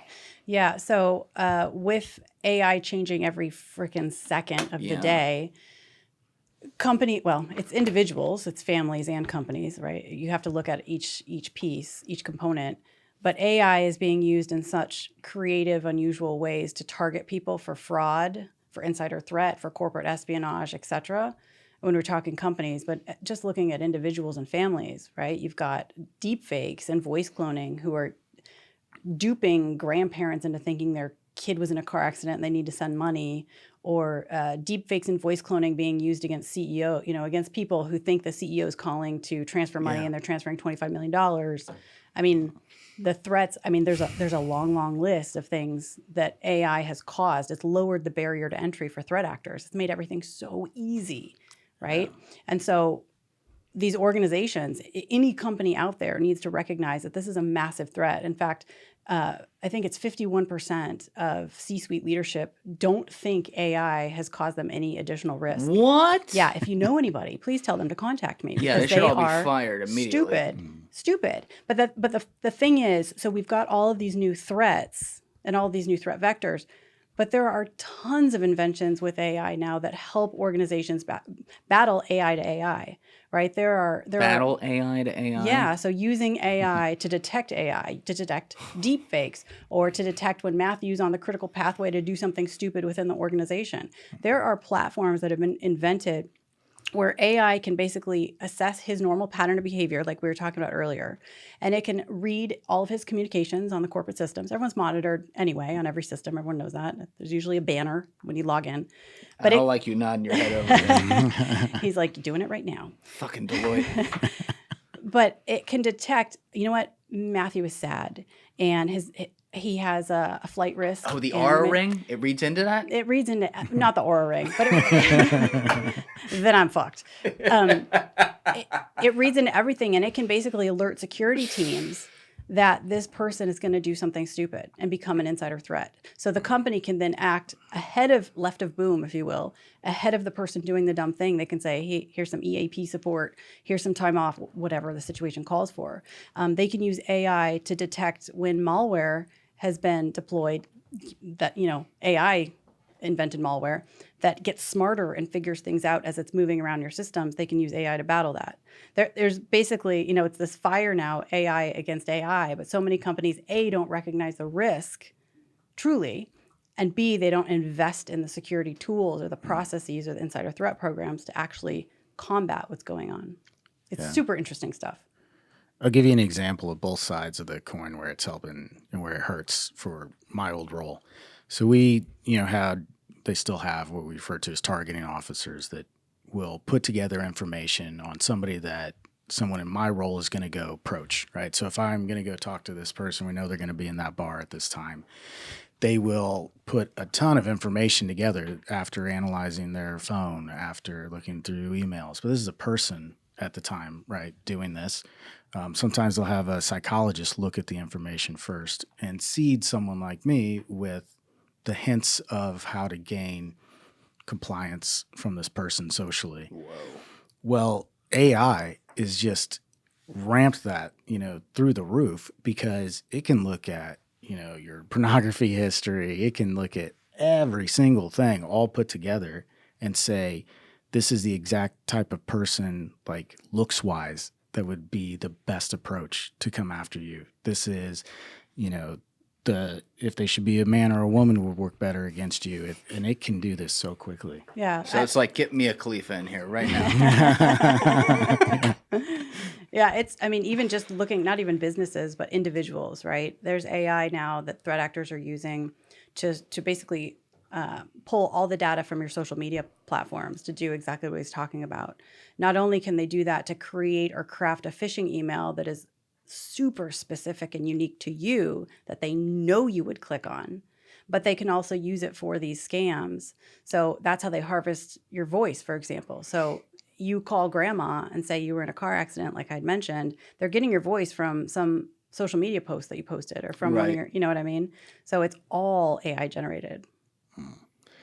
Let's say I was in another country and I'm trying to create an insider threat at this company that I'm trying to steal something from, and I'm moving that insider threat, right, into doing more and more naughty things for me, right? So if I start the relationship off, I just want to know that they'll break a rule, like have a beer during the workday when they're not supposed to, right? And then we're going to move them down this path, what we call the primrose path in this profession, towards doing a big action of stealing something. Well, like she just said, if somebody like her was advising this company at the time and they're using the AI she talked about, it might detect that I'm changing that person's life and their pattern of behavior because they're taking longer lunch breaks and they seem different when they're coming back because I just got the guy drunk. And so that makes it harder in that way as well. Now, if we're not talking at a governmental level where y'all have fucking access to everything, apparently. I wish. If I'm in the private sector trying to do like massive scams on Fortune 100 CEOs utilizing AI, and obviously we're using all the tools like voice faking and stuff like that, but before we get there, let me paint a scenario. Let's say a Fortune 100 CEO is being smart. He's using a VPN on his home Wi-Fi, like not even his office Wi-Fi. And you want to try to find if he's done anything compromising on there, maybe been on Ashley Madison or something like that. Is the AI in the private sector powerful enough? I might sound really dumb asking this question, but I really don't know. Is it powerful enough that it could read the ISP address, read the VPN, and get to the end user and who it was right there, provably that could then be used against him? Oh, I don't doubt it, quite frankly. Same. Yeah. But not even that. You're talking about the CEO being smart. Let me back you up for a second. Yeah. That CEO has a wife and kids. Well, let's say that CEO has a husband and kids, right? Could be a woman CEO, right? Yeah, there's a few of them. So Slip through the cracks. what that CEO doesn't realize is that those family members or the visitors that they have that connect to their Wi-Fi, their family when grandma visits or whatever, those people are all walking vulnerabilities too. Those are all walking human risk, right? So when that kid clicks on some cheat code for Roblox, that network is compromised. Brian, get off my Wi-Fi right now. I did not mean to give that to you. I don't know. I don't know this person. The kid thing you mentioned reminds me of the toy op. This is more of an analog version of it, I guess. This is years ago, maybe. Wait, 5 or why 6 do I know this? Tell the years story. ago. So I'm going to say it kind of broad in case like most of this isn't out. But we wanted to go after somebody who is a very high-ranking official in a country that hates us very, very, very much. Right. And they're having a very difficult time figuring out how to do it. And in that country, certain types of Western toys you can't buy there. So this high-ranking official wanted to get his granddaughter a toy that you couldn't buy locally and was going to send his security detail to do this purchase. Well, at the time, it was like you'd get one of those little CD-ROMs that came with it so you could interact with the toy, back then. And so during this operation, they knew where the store was that they were going to buy from. And so they switched the CD out of each one of the toys. Was the store outside of Iran, obviously? The store was outside of the target country, yes. I feel like I got it. And so they bring the toy back, and not only does the granddaughter play with this, but he plugged the CD into his work laptop. Gotcha. His government laptop. And as she said with the other one, we owned that for a while. Granddaughter is insider threat. Yeah. Unintentional. Imagine being at like NSA, like, gotcha, They're like, bitch! Just popping champagne. I always wonder what the dude at NSA must have felt like every time he blew up their nuclear reactor, like with the Stuxnet. He's like, they think they're getting it? No, the fuck you're not. That's a good day on the job. Yeah, a lot of guys like, Had some fuck. drinks. Meanwhile, they're all going to get lined up and shot outside because they just failed the experiment. But, collateral damage. That's how we look at it. But yeah, AI scares me. Yeah. The one now here's the one maybe bright side scenario. If some organization like DARPA is 30 to 50 years ahead, that would mean they're far beyond in AI and have been for a while, which means we already could have been living in a dystopian AI reality, and things are okay. I got a YouTube channel. Yeah. Feel like I have some freedom. Maybe that's dwindling away, but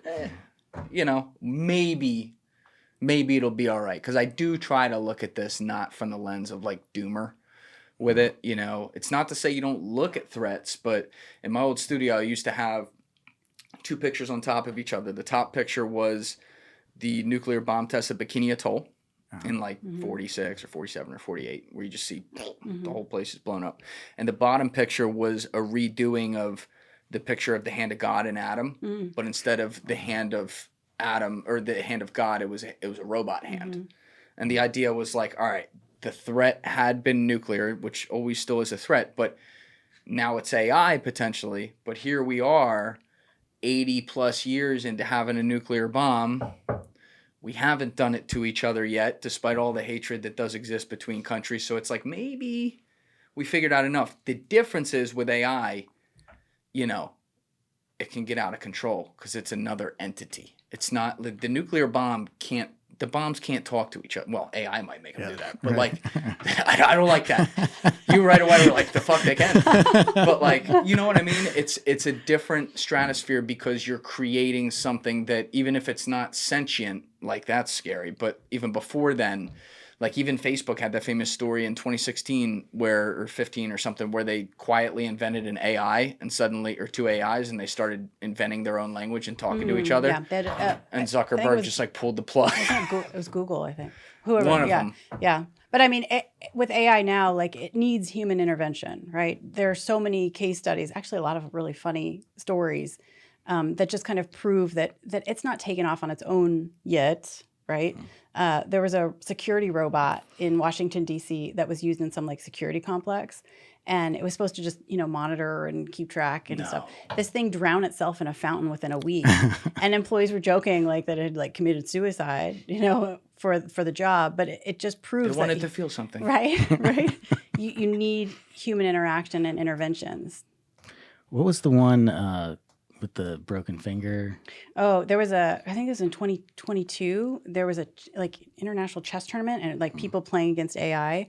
And this 7-year-old kid made a move on the board so rapidly that the computer didn't know what to do and basically grabbed him and broke his finger. A 7-year-old? Yeah, a 7-year-old boy. Because it does not compute. Like I'd love to be that lawyer. That's a good day. Yeah. We got precedent, Your Honor. Right? We're setting precedent, I should say, Your Honor. Yeah. It's I've been interesting enrolling in chess tournaments ever since. Hoping it happened to me, but no luck. Yeah. Come on. No, it's scary. I'd love to pick your brain on that more off camera, just to see. I'm sure you're looking at some crazy shit because you deal with some big companies. Yeah, the biggest companies. Both of you do in the country. Yeah, and you're dealing, without giving specifics. I also know, just based on what we've talked about, you're dealing with private entities that are huge, as well, and private individuals that are huge in different places. And I would imagine this is top of their list, the smart ones. That's not good. It should be. But over half of companies have not trained their employees in how to detect a deepfake. So I think, and God, I hope I'm not right or wrong. I hope I'm right. I'm right. I think it was Ferrari. There was an executive at Ferrari, and I'm sorry if I have the company wrong, who got a phone call from someone that he thought was CEO or some C-suite who wanted him to move some money, right? It was voice cloning. He did not know that, but he had like a gut feeling. So if organizations, again, training and awareness, like you have to listen to your gut and your training. But the guy thought something maybe was off and was smart enough to say, what was that book that you were reading that we were talking about last week? Mm-hmm. And was able to detect that it was not the real person claiming it would be. What did the AI do when he said that? I don't know. It probably was like just exploded. Hung up. Yeah. But who knows to do that? Who knows from a family standpoint, do you have safe words or passwords with your family? So I've told my kids, you can see me on YouTube. You can see me on videos. You can see me on stage. If I ever call you, voice or video, and I ask you or tell you to do something that you didn't expect or that sounds a little weird, you need to ask me what the password is. And it's only something we know, right? People need to do that and companies need to do that. When I was a kid, that was, if some van pulls up and says, hey, your mom said to pick you up, we would have a password. It's kind of back to that now. All right. Now, if your kid said on like Xbox Live, the password, though, I'm giving you advice. You need to have a backup password. Yeah, that's why my kids don't do online gaming. I'm a mean mom. Right. Even when you're not looking. Mm-hmm. Oh, yeah. They don't have phones? No, they have nothing. They got nothing. They have iPads that are in my bedroom. I control it all. But even once, if they go in there and around that iPad, they say, Shawnee, that's the password. Yeah. It wouldn't be that. They know. Plus, I've scared the hell out of them. They know that it's that it's a secret. God, that might be child abuse. Scaring your kids with like international espionage. Yeah. You will listen to what I'm mommy training says them. about AI. I'm training them. Okay. You know, you'd be surprised. I think a lot of people would be surprised how many multinational corporations are lagging behind in defending against these types of things. Well, you were saying in defense of what you just put up, like 51% of CEOs like haven't even looked at this or whatever. I would have thought that when I was talking with you a second ago, I would have thought that some of the private guys, like the major high influence guys who aren't operating in the corporate structure, would be a little more in tune with that. The fact that some of them aren't is surprising to me. The corporate part, that's not surprising to me. I found that it's typically, not always, typically it's regulated industries that get it a little bit more. So like financial sector, right? They see how bad it is and the attacks that they're suffering and the attacks that their customers are suffering. Yes. So they're trying to do something and trying to combat. Healthcare, they are behind, but they are trying as well, little by little. But other companies, other industries, it's still like, it can't happen to me attitude. Yeah. Right? Yeah, or they get too dependent on the cybersecurity side of it and not enough on the people, right? So What do you mean? finance as an industry is a perfect example because of how regulated it is. But when I was posing as a money launderer, I recruited bankers constantly Yeah. that would just circumvent the security wickets, right? The thing only works if the people Tell them the story. for the TD. The dude that gave you the inside baseball in the system. Oh, yeah. So I'm working this one guy, and he is a salesman, right? He's a salesman in this company. And he's like emails me every once in a while, say like, hey, how's it going? You've bought some stuff from us before. Well, we wanted to make a large technology purchase from this company. Let's just say hypothetically it was laptops. There wasn't. And He's like, it wasn't. it was anything but laptops. And so it was like a 500 piece of equipment order. Well, it flagged the system. And I get a phone call from this company's security department saying, hey, our security officers need to talk to you. You represent this company. What's going on here? And I'm thinking, like we talked about with the disguise, I'm like, they found me, I got to, hit the lam. I'm going to be hiding. You're for going the rest of my life. downstairs grabbing passports and cash and cocaine. Yeah, somebody better start like, getting yeah. excited, just throwing things against the wall, freaking out. And so I'm trying to maintain my cool on this phone call and elicit, what's going on, what flagged the system. And what it turned out was everything that we ordered was on sale. Right. And this was actually picked to save a little money by the government when we were doing this order. And so what the security department was afraid of is that whoever was purchasing it was going to buy up all the stock that was on sale and then sell it at actual price somewhere instead of actually using it. And so I throw a big fit about this to the security team, and I'm going to walk. I get a phone call from the salesman after that saying, hey, I can fix it. I smoothed it over with them. Oh, by the way, in the future, if you ever need anything, just let me know, and I'll handle it with security for you. And then over the course of the next year, not only would he take care of it, but he would also tell me, hey, make sure if you're ever doing this, don't do that. It would trip our security. And so we're just taking notes. Thank you, thank you, thank you. Did you ever have moments, like a lot of them, this is obviously one of them, but where they added up, enough of these moments added up where you're like, God, we're so fucked. Like, I should not be able to do all this. Absolutely. Yeah. Yeah. The success rate, was what, and I'm not the best person that's ever done this, and I know this from other officers as well. I thought maybe we'll get like 50-50 or like 20% of the time it's going to work. I'm talking almost every single time we try it works. I've told you guys both this quote before, but my buddy Jim DiOrio, politeness and familiarity breeds access. Truest 100%. phrase I've ever heard. Yeah. I always tell him, mine with my kid is kill him with kindness. Did I tell you his red ball drill story? Did you ever hear this? It's hilarious. It's funnier when he tells it, of course, because he's like a funny North Jersey Italian guy. But Jim was like very high up FBI. He was undercover there for 11 years and then was international case officer the whole bit. So after his career, he starts getting all these contracts from these guys because he graduated at West Point in 86. So all his buddies are like CEO of this company, CEO of that company. And one unnamed company, his buddy's like, yeah, I think our security's great. Could you just check it out? And Jim's like, yeah, I'll be the judge of that. So he's like... He does it so simply. Wherever the company's headquarters are in some city somewhere, he literally goes to like the Starbucks next to there. And he's like, gets his coffee, he's drinking it like this is going to be so easy. Walks outside, he's like checking to make sure his gun's unloaded and shit. You know, not advisable, but walks into the first floor. This is all about 3-minute process maybe. Walks into the first floor, goes up to the front desk and I forget what he said, but he's like, oh yeah, I'm just headed back up there again. Thanks again for yesterday, by the way. And the lady goes, oh yeah. And if I'm getting the story slightly wrong, you can see it in episode 48. He explained it like 2 hours in. But you know, then he goes up to the elevator, goes up to the guy's floor, which you know he's all the way back there. But he goes to the front and he goes, hey, what's up, guys? Did you guys get the donuts I sent through yesterday? They were supposed to come at like 11 a.m., but I never got the comment. They're like, oh my God, we didn't. And he's like, that's so my bad. I'm so sorry. You know what? I'm going to send you a makeup one tomorrow. By the way, he's in right now, right? Yeah. Okay. Walks by. The guy's on the phone. Walks through the floor all the way back to his glass office. Wow. Opens up the door, sits down, puts the gun in his face and says, you're dead. We need to talk. Wow. Yeah. And it's like he didn't do anything. Like you or I could technically, I don't know if I'd be able to pull it off, but like you could technically do it. Because a lot of these places that seem like, oh, it's behind some big building, all the security. No, the fuck, it's not.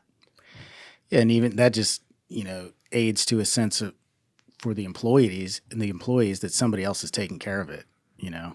And humans, so we talk about this a lot. The way that con men, fraudsters, or what we did for a living, the approaches are very similar. Mm-hmm. You know, it's what you're doing it for, but it's a very similar approach. And so if you take something like change blindness, which magicians use constantly. Change blindness? Right. And so if, let's say, you're walking down the street, somebody walks up to you with a map, right? And they're like, hey, can you show me like where this is? They've demonstrated that they could have like a construction crew carrying a big wall walk between us, and then somebody else could take my place, right? And it's, I think 50% of the time, at least, people don't notice. The gorilla? Yeah. So you know the gorilla psychology thing. So there's a video. Remind me. That they can show where it's basketball, like 5-on-5, and some people are in black T-shirts, some people are in white T-shirts, and there's like 3 balls in it. And they say, okay, over the next 20 seconds, I want you to count how many times white passes a basketball. So you're so focused, right, because the brain cannot multitask well on doing it. They can have an actor in a gorilla costume come stand in the middle, literally, go like this, and walk off. And over 50% of the time, people do not notice that there was a gorilla in the video that they watched. Mm-hmm. And so when you take a concept like that and add it to the story you were just talking about, it's very hard for people to notice things that they think they're not supposed to be focused on. And I'll add, what social engineers leverage, in addition to all that, is natural human trust. Humans are trusting. And when you tell me something is blue, I'm going to believe you that it's blue without questioning that. Yes. Mm-hmm. Or the bias that once you've bought into somebody, you want them to continue to be right, even if they're scamming you down the road, right? So... Yeah, there's vulnerabilities everywhere, man. Mm-hmm. And like that's the thing. I always live my life like I'm susceptible to everything. Like you'll watch these documentaries on cults and you think, oh, I'm above that. No, the fuck you're not. Mm-hmm. Everyone, there's something in our hardwiring, you know, in the computer system that can be hacked if we're not fully, even maybe if we are observant, but not fully observant or whatever. There's some human weakness that exists there. Absolutely. Not even just that. Actually, Jim Lawler and I talk about this. We have for years. Everybody at some point in their life is vulnerable. We all have had our personal rock bottom. And if you haven't yet, you're fucked because it's coming. But it's people like us in the past, not now, we're very nice. It's social engineers, it's fraudsters, it's all the malicious actors who prey on that. AI, for example, we're talking about. AI is looking for disgruntled employees. There are private insurance firms, private security companies private law firms that are actively looking for whistleblowers, for example. So based on what you're posting on social media, I can tell if you're pissed off or not. That is a great target, right? And then pulling all the data so I can see what you like and what you don't like, and are you married, are you not married, all these things. And there's your targeting package in seconds versus weeks and months that it used to take. It's frightening. Yeah, especially like from that corporate espionage standpoint.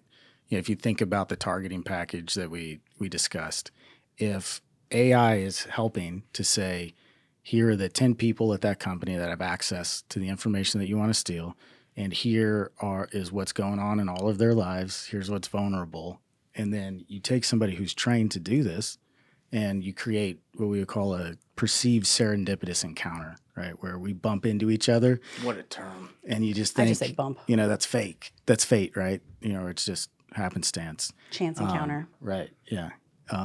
It's very hard to see, right? And so an example of that could be, let's say you're sitting waiting for the bus. If somebody walks up after you to get on the bus with you, you're more suspicious than if they were sitting there before you even showed up. Like baby reindeer. Yeah. Yeah. Like Wait, baby reindeer. She sat in the bus stop watching them all the time. I'm not in on that joke. I'm sorry. You didn't see it? No. Oh, you got to watch it. Okay. I'll watch it another time. Or an elevator is another example. You know, if you're in a hotel and you're going to go up to your room, if you've already, you know, punched floor 9 and I get on and I'm like, oh, same floor, it's more suspicious that You if here for the gangbang? Right. Yeah, exactly. Yeah. Yeah. That's exactly where this is headed. I can be. But if I'm already standing on there and floor 9 is pressed, you don't think that I'm in there to come after you necessarily. You just think that I already know where the gangbang is without you having had to tell me. Well, I mean, we all know. That's right. Yeah. There's the shit you like. How paranoid are you guys all the time just in regular life? I mean, you've already kind of outlined it. Your fucking kids got safe words. I mean, I would say compared to most people, pretty paranoid. But, you know, just because you're paranoid doesn't mean they're not out to get you. Yeah. So, but not to like an unhealthy way. But I also have a pretty high risk tolerance, you know, in my personal life, clearly. But like she said, if you're taking the steps to mitigate the risk that's out there, then, you know, that adds the comfort for me. Like I'm not just going blindly through life saying, I hope it doesn't happen to me, because then it probably will. Like I'm actively making sure that these things don't happen. Are you ever worried about people coming to kill you? I'm not even talking about people you worked with in the criminal organizations. If they happen to recognize you, which you said last time would be hard based on how you looked, but like people who are related to, you know, foreign intelligence services who just don't like what you did. Sure. Yeah. Yeah. It crosses my mind from time to time, for sure. But you still got to live life. You do have to live life. You do what you can do and, you know, hope for the best. All right, let's get back into your story. We put a bookmark on that. So where we were was you met this guy who was dealing with the, you know, when you get all the cash together, the dude who was caught with the money in the back of his car. Yeah, the bulk cash smuggler guy. Bulk cash guy. Was he an American guy or was he Mexican? Like, he was a Mexican. He was a Mexican. Okay. Did you meet him in America? No. Oh, so he got picked up in another country. Mm-hmm. Yeah, the cops down there aren't too good. That's a lot. I'm not saying surprising. it was that country, but yeah, where he got picked up, they helped him. Yeah. Okay. So you go back to base. You're like, all right, I think, should we work with this guy? They give you the green light to work with him. Is this on the timeline? You were meeting him while you were still in the biker gang, right? Towards the end, yeah. Towards the end. Yeah. So you develop that contact. Did you develop any relationships with Cartel through him while you're still at the biker gang? Not to any significant extent, no. And so, you know, one of the things in our world that we always try to do is you keep a bunch of doors open, right? You never know when you need to go down that path. And so you check in with people once every few months. You make sure that the relationship is still there. And then maybe things change for you and you start pressing that harder. And that's what happened in this instance. Because of his access to major money launderers globally, that was his network. He was a money guy, so he knew that. And we wanted to pivot significantly into like that being the only focus. And so he provided that opportunity. Meaning you wanted to get away from anything that wasn't money laundering, That's like right. the narcotic stuff. That's right. You're like, let's just deal with money. Right, because nobody does everything in those worlds, right? You're not like the guy that smuggles the dope, and then you're the guy that's also laundering the money. Like, you want to be compartmentalized, and specifically that's the one that we were looking for a lot of reasons. Not to mention that it's a safer position to be in around them. I don't have to do as many egregious things. Like, if you're an enforcer for organized crime, like, that's a bad position for one of us to try to end up in, right? You didn't like the brass knuckles? It's just not built for me, I'm just not that guy. But it cuts to like a video feed of Matt back in the day. Pay me my fucking money. Yeah. I mean, I might have had a tattoo on my palm that said "fuck you, pay me," but that had nothing to do with it. But it looked good. That was a dare. I will say that, like, even on camera, that last time when I got you to role play for a minute, like, I felt it when we were in here, but you always wonder how much you can see it on camera. I watched that part back on camera. Last time, that was like 2 hours and 20 minutes in that episode, but like, that was like, you turned it on like that. Like, for a minute, it felt like you were going to be uncomfortable to do it, and then suddenly we got into mode, and you did the whole psychological thing where you made a problem that was bigger than the one we were talking about. I'm like, fuck, he got me. It was impressive. So you can turn into someone else, being like, you don't want to have to do that stuff, but if duty called, toss on those brass knuckles, you'll be good. Yeah, you're right. You want to give that vibe, right? It's not a world where you want to be seen as a pushover. You don't want to have to prove yourself all the time. You want to get that out of the way, and you want to give the impression, I'm not the one for that. Right. So that you don't have to be constantly. Yeah. All right, so timeline-wise, so that we can all picture this. Obviously, you're meeting these guys while you're still in the tail end of being in the biker gang. The shit goes down, aggravated assault. You pull out of the biker gang. That time period after that, are you making contact with the cartel? Through this I'm developing this person at the time. Yeah. Okay. And what does that look like? So I'm creating a friendship and a business relationship with that bulk cash smuggler specifically. Now, during that courtship period, you never know who you're exposed to, right? And this is one thing when people ask me about the cartels, I always say, like, people don't show up and show like an ID card. It's like, hey, I'm with this one. So sometimes you don't know, right? You can get a vibe off of people, or specifically the way that people are shown respect by other people. You can try to assume rank, because of that. Or somebody's wearing, $70,000 bespoke Trace Outlaw boots, they probably, have a certain type of job to have that lifestyle. But in the beginning, you don't know. And so what you're trying to do is feel that, access agent essentially out, and then see, who does he know that I want to know. And that can be a long process sometimes. Yeah, what's that seduction like? That's what you're doing. You're seducing them. Like, right. if how long a period would you say it was where you had to develop this relationship? That's the first question. A year. A year. Mm-hmm. Is this like the kind of thing where you call him up once every 2 weeks, and then if he invites you to do something, half the time you say yes, half the time you say no? Like, take me there. No, so with this individual, I moved very, very quickly. Like, we were hanging out together constantly. I met this person's family. I knew this person's kids. We would spend, 5 days a week together at one point of this development. You weren't worried about shooting your load too fast and being too excited about it? Not from the feedback I was getting off of him. The feedback I got from him is that he had been desperate for this type of connection for a very long time. And that because I was filling that psychological role for him, that he would essentially, like we just talked about with the magic trick, he would forgive. Like, his brain, his subconscious brain is going to forgive a lot of my mistakes because he wants this to be real. Yes. He wants that to keep happening. And when you have that cover with somebody, you push it. You don't wait for them to change their mind or, wise up and think about it. You don't want them to think about it. You want them to be focused on you, not thinking about what just happened the last time you were together. And he knows you as the guy who was in the biker gang, right? Yep. Like, you gave him that information. Yeah, that's it. Yeah, the people that introduced us were in that world. So. Okay. What's that like when you're starting to get to know this guy? Like, did you see him? Because you talked about it last time, like, and I believe you. you have this unbelievable trait of empathy, which is something that a lot of times, other types of spies, they'll have like a false empathy, but you really do have it. So you start feeling what these people are about. Like what was he like, and minus what he did he have redeeming qualities that you were actually very attracted to as a friend? Tons of them. If you didn't know that this guy is moving money, based on selling something that kills people every single day, he'd be one of the nicest guys you ever met. He didn't have any of that vibe. He wasn't a fake tough guy. He wasn't, he was hilarious, so that's easy, when you're hanging out with somebody that long, when they're that funny. But you wouldn't know, and you'd be surprised the type of peas. Maybe not you, because you've interviewed a lot of people, but others would be surprised at the type of people that are in that world. These very average Joe type people that are doing this under the table. And he was a normal, like Clark Griswold kind of character.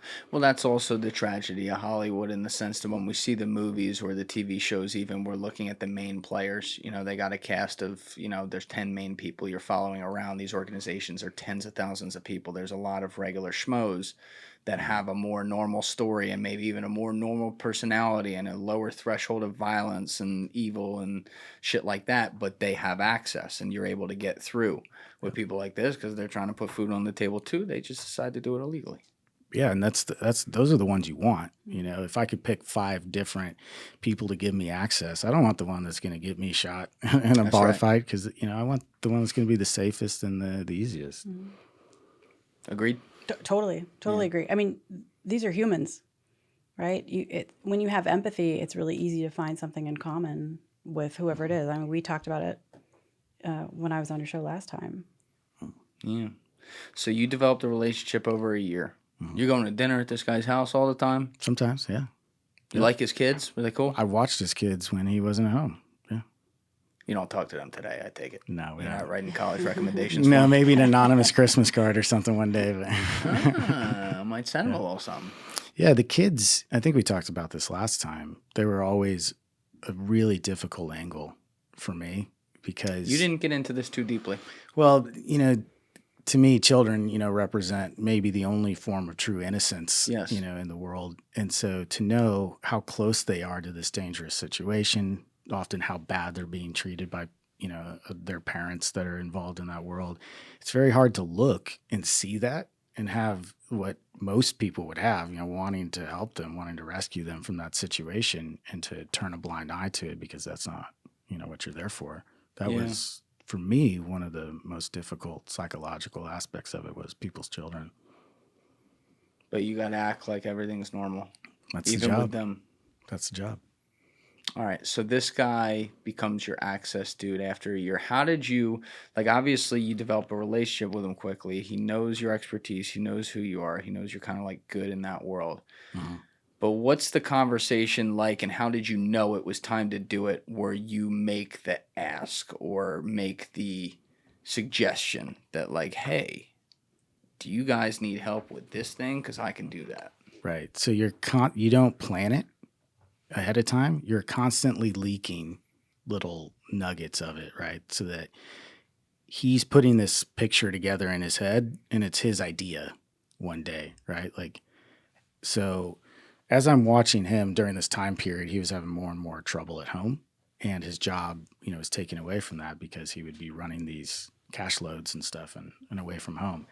And so once you identify something like that, that's what I want to prey on. I want to demonstrate that I can alleviate what's burdening him, not by directly saying it, but just mentioning something to where he goes, if I offloaded some of this responsibility to you, and you just gave me a cut of it, my life would probably get a lot easier. Would you be interested in helping me out with it? Now you're doing him a favor. Right? I'm there for you, brother. Yeah. You give the slow yes to it. And, slow yes. What does that look like? Well, so you're not yep, I was hoping you would, do that. Right. And so for me, it was always the, okay, well, you just offered me 20%, to help out with this. That's not really what's important to me here. And you're trying to convey that if this was a different situation, I'd probably, no offense, I'd probably just walk. But because, we have a relationship, that's the reason that that's what's important about saying yes to me is because we're friends, not really like the money. Nah. So psychologically, you move him into the I like you enough that I'm doing you a favor kind of thing. So he starts to feel like he's getting something he shouldn't be getting. Bingo. And then he feels like he needs to thank me for ending up where we wanted to be all along.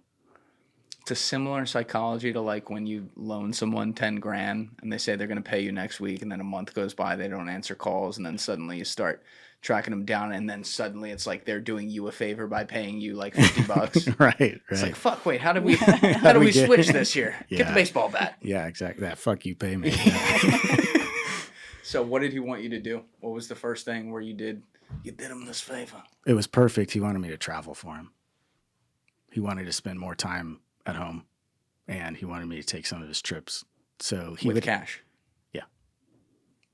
And he would have to introduce me to the people that I would be giving it to or dealing with. He introduced me to people in banking internationally. He introduced me to all kinds of people. How did those handoffs happen? Does he go with you the first time, or is it like, no, you're going to meet this guy at this place and give him this signal, and you're going to fucking hand him the bag? It can go both ways. Sometimes it was a handoff. It was an introduction like that. And sometimes it was just, hey, I'll call ahead and say like, hey, I got a guy coming, you know, this is how you'll know that it's him. But you know, putting the cash into the banking system, which was what he was in charge of doing. This just happened in the TD Bank scandal, right? Where they just got fined like $3 billion for helping What the happened cartels. here again? Yeah. So they were helping some of the employees, these insider threats. Up to the top. Yeah. The head of their like division to catch this happening was complicit in it.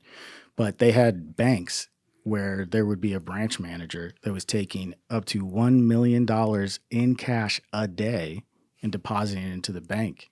Isn't it like 6,000 or above 10,000? You got to support. You got to report. Yeah, it's a suspicious activity report. Right. Right. For Hey, listen, cartels are people too. yeah, exactly. They have You feelings. know, they have feelings. They have rights as well.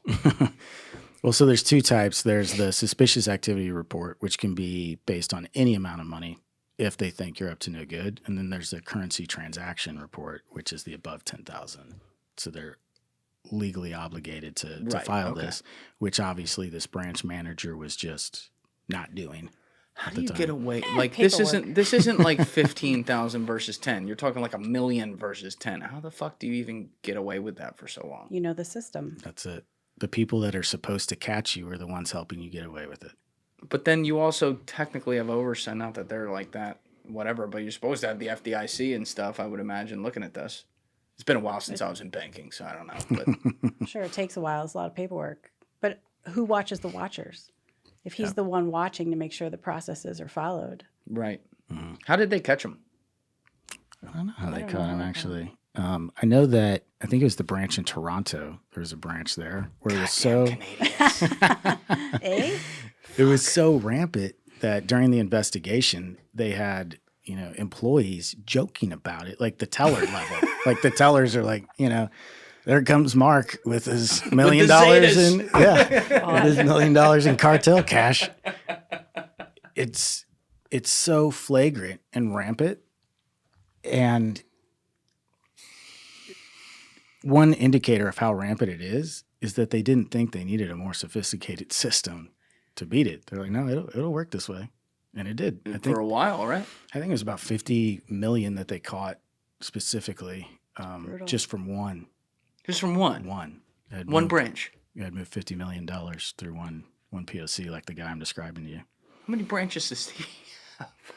Not my local branch. I don't think. Tons. Oh my God. Yeah. You can really break through it. So that was one of the ways they were moving around cash. Did you ever do one of those?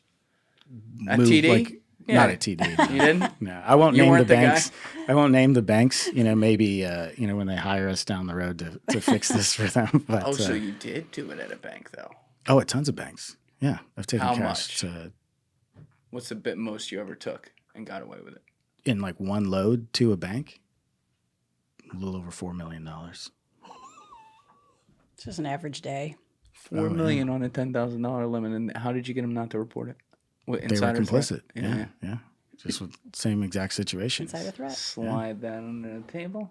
Take That's it. 100,000 for yourself. Is that what you did? Even less. Like I think in the TD Bank thing, I think they spent like $50,000 worth of gift cards they gave out. Was what? Half those things don't even work. Right.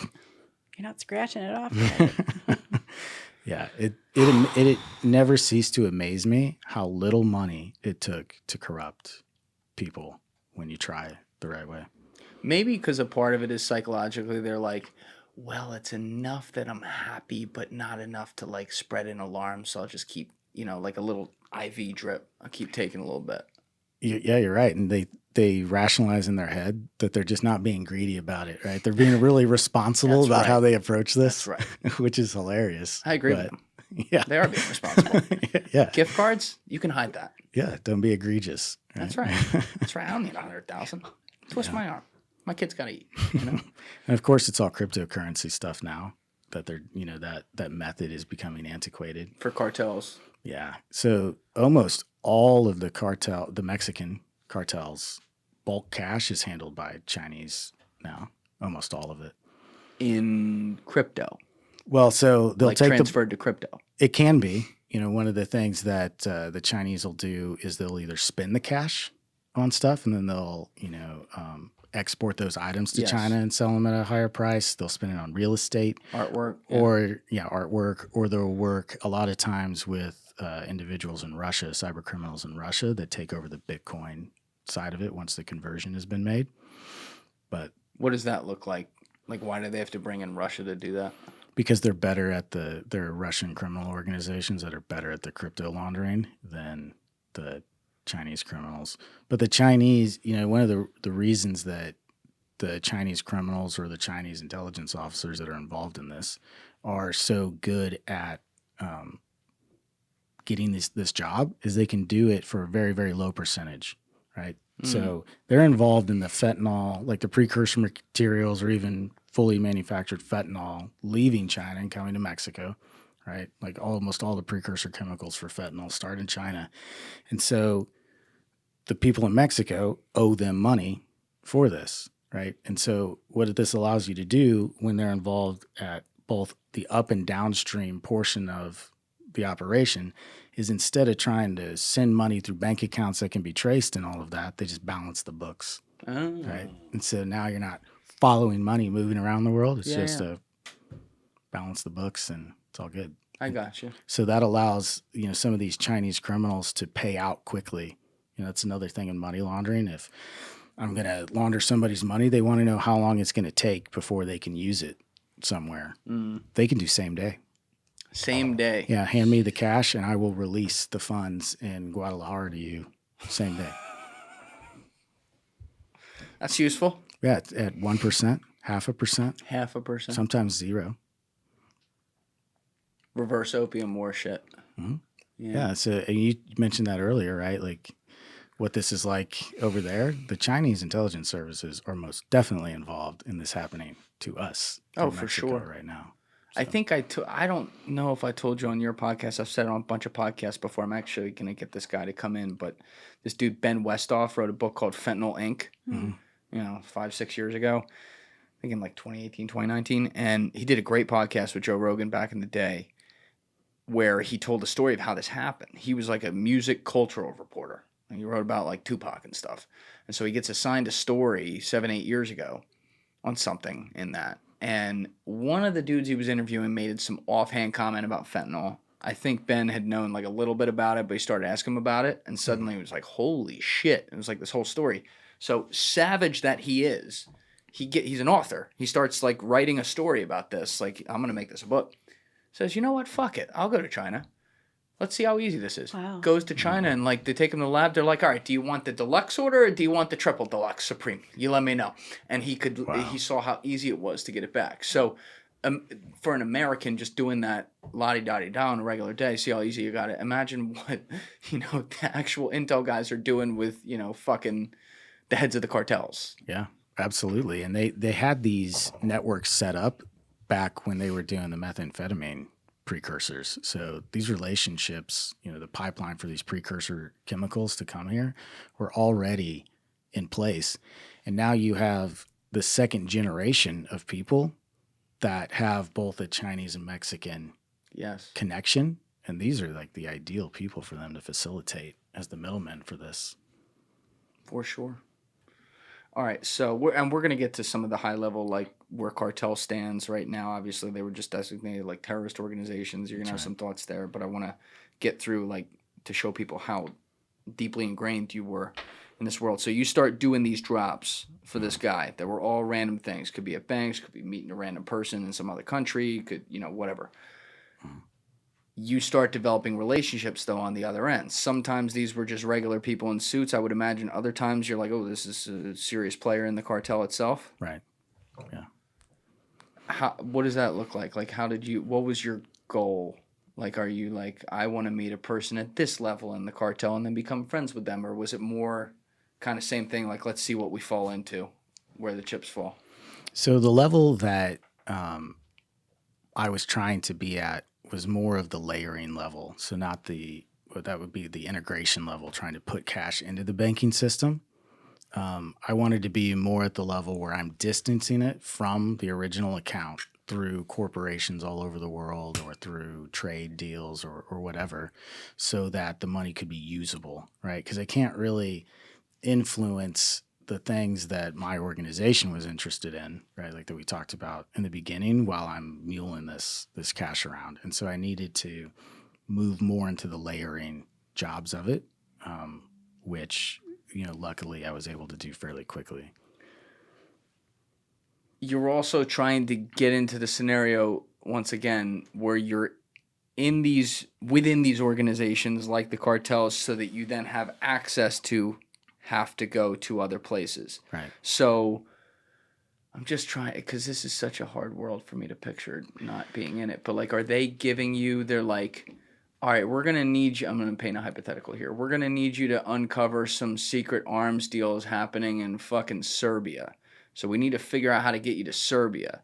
Meaning, we've identified this group of people within the cartels that deals in that area. And by the way, you're currently dropping off money to this group of people who knows those guys. So you're going to get through this guy to that guy. That's actually pretty close. So if you think of the money laundering world, it's all jurisdictionally dynamic, right? Like offshore banking, right? You have places that are good jurisdictions for trusts. You have places that are good jurisdictions for the banking, right? So like, let's say Nevis and Belize, which are, close. You want to do a trust in Nevis, you want to do the bank account in Belize, just because of their laws. But there are places like this, Channel Islands, Luxembourg, all over the world, Hong Kong, right? Yeah. So you're trying to steer it in that direction by saying, well, there's a reason that I want to use Luxembourg, because I've got a hook up there. Like, you don't get asked a lot of questions like that, especially when it's a technical job. So what I mean is, if I'm having this discussion with, say, somebody in the cartel and they are not a finance person, I'm going to so overload them with like finance and tech jargon that they just don't want to listen to me anymore. They don't want to ask questions. They're just bored. Cállate, way. Yeah. So you're trying to prey on that to keep them from looking, what's happening. Kind of like, it's a similar psychology to like the charlatan angle. Mm-hmm. Hit them with a lot of terms, bore them to tears, or make them believe that you know what the fuck you're talking about, and just be like, I don't want to deal with it anymore. Yep. All right, so how long before you actually got somewhere where you're like, well, now I got the access I need? So maybe like the year with him. Mm-hmm. Another 6 months after that, it was pretty close. So a year and a half. What happened? Just because of the connections that he had provided in places where, you're almost taking these people and leapfrogging over them a little bit, like you're friends with this person and you get really close and they introduce you to somebody that's more helpful, and then this starts to go down and the new one, and you're just jumping ahead pretty quickly through these relationships. And as long as you circle back around to each person and say, like, I'm taking care of you, I'm still thinking about you, I'm just traveling a lot. What a slut. Yeah. Send them a postcard. Yeah. Yeah. You're the only one for me. I wish I was with you. Yeah.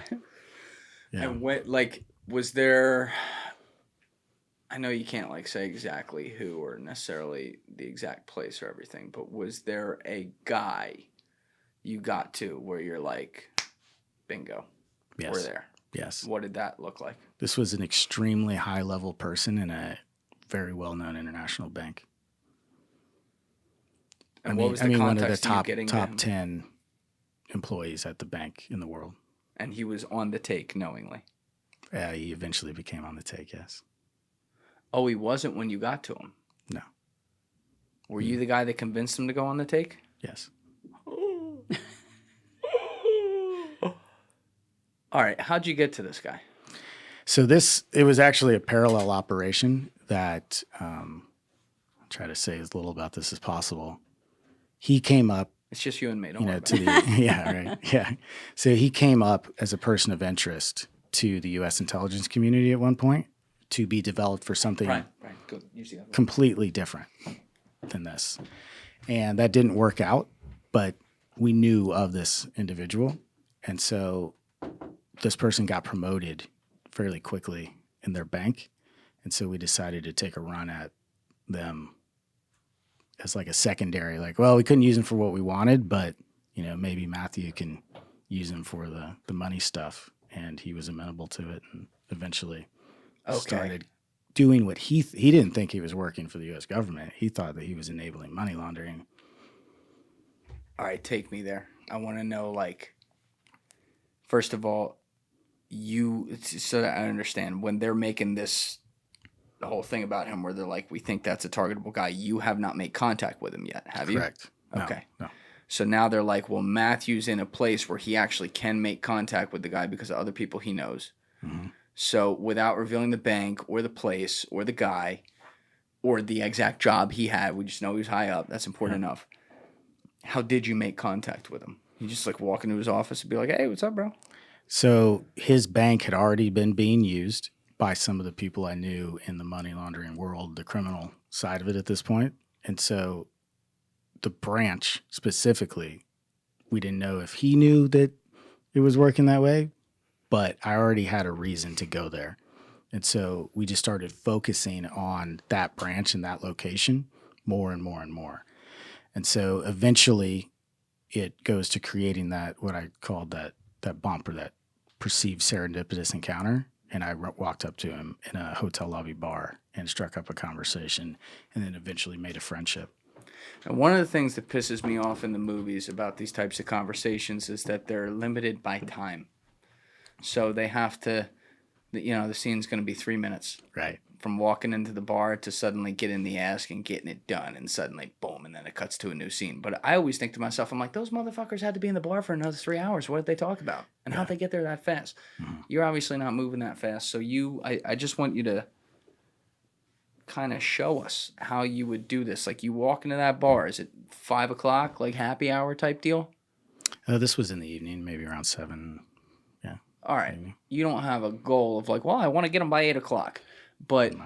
how does the conversation start, and what types of psychological tactics are you using to get him towards that area where you might be able to push him over the edge? Sure. Step one is I hope that he starts the conversation with me, not the other way around. And so I'm going to do things that essentially force that to happen. Like this what? gives him the illusion of free choice. So let's say I knew his favorite book, hypothetically from this research or something like that. And it was something that almost nobody ever reads, right? Just super unique to him. I might walk in like having just started it, something like that. Whoa. And then he's going to ask, and I can say like, well, I don't know much, about it. I just started it. Is it good? Like, you explain it to me, right? And I was just talking about something he loves to talk about at that point. And so that's one thing that can be done. The next is what we call a venue change, right? So people feel that they are more connected with somebody if they've been in multiple locations with them. So if we went out and we spent 6 hours at one bar just talking to each other, I would rather spend 2 hours, 2 hours, and 2 hours at 3 different bars, because your brain will make it seem like we've known each other longer and that we're closer. It's true. So things like that. All right. So how did you, hypothetically, if he used his favorite book here, how'd you steer the conversation? Did it then naturally kind of get to, so what do you do? Kind of thing, and then that's where... Yeah, the what do you do for a living, comes up pretty quickly in almost any conversation like this. And so you don't want to leak, even the cover of, right, like I'm a money launderer. Oh, he'd probably guess, what was happening at that point. And so the approach that I usually tried to take was being bad at whatever my supposed cover I was telling him was, right? So if I want him to come to the conclusion I'm a money launderer eventually, and I'm going to say, like, no, I'm a regular businessman, I do this, but I'm going to keep dropping stuff because he's in banking to where he's like, you know what? I think Matthew might be up to some shady shit, and he's just not telling me yet because we're not that close yet, right? So now it's that role reversal of he's trying to get it out of me. I eventually accidentally, leak this stuff, and then he feels validated. He was right. He knew it all along. And do you plan that kind of thing ahead of time, though, exactly what those loose droppings are going to look like? Absolutely. Yeah. So you it's kind of, without knowing what he's going to say, because it's a live conversation, it's rehearsed, like how you'll do it. Yeah, so it would almost just be like talking points of, at some point in the conversation, when I feel it's right, I want to get these 3 things out. And maybe the conversation has a different direction. I'm like, I'm not going to drop any of this. This is not the night. This isn't, we'll just do it another time. Maybe I'm getting all green lights and I'm, let's just get them out there. But that is amazingly dependent on the feedback that you're getting from the person that you're working. Now, are you like kind of lightly drinking this time and trying to get him to drink more? I'm going with it. You're going with it. Yeah, and sometimes even dragging him into like a faster pace, right? Because people will try to keep up with you.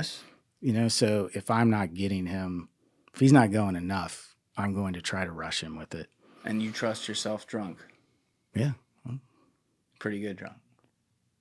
It takes me quite a while. I have a physical lag to it compared to most people, but I'm also somebody who's experienced in trying to do these things while consuming alcohol at the same time.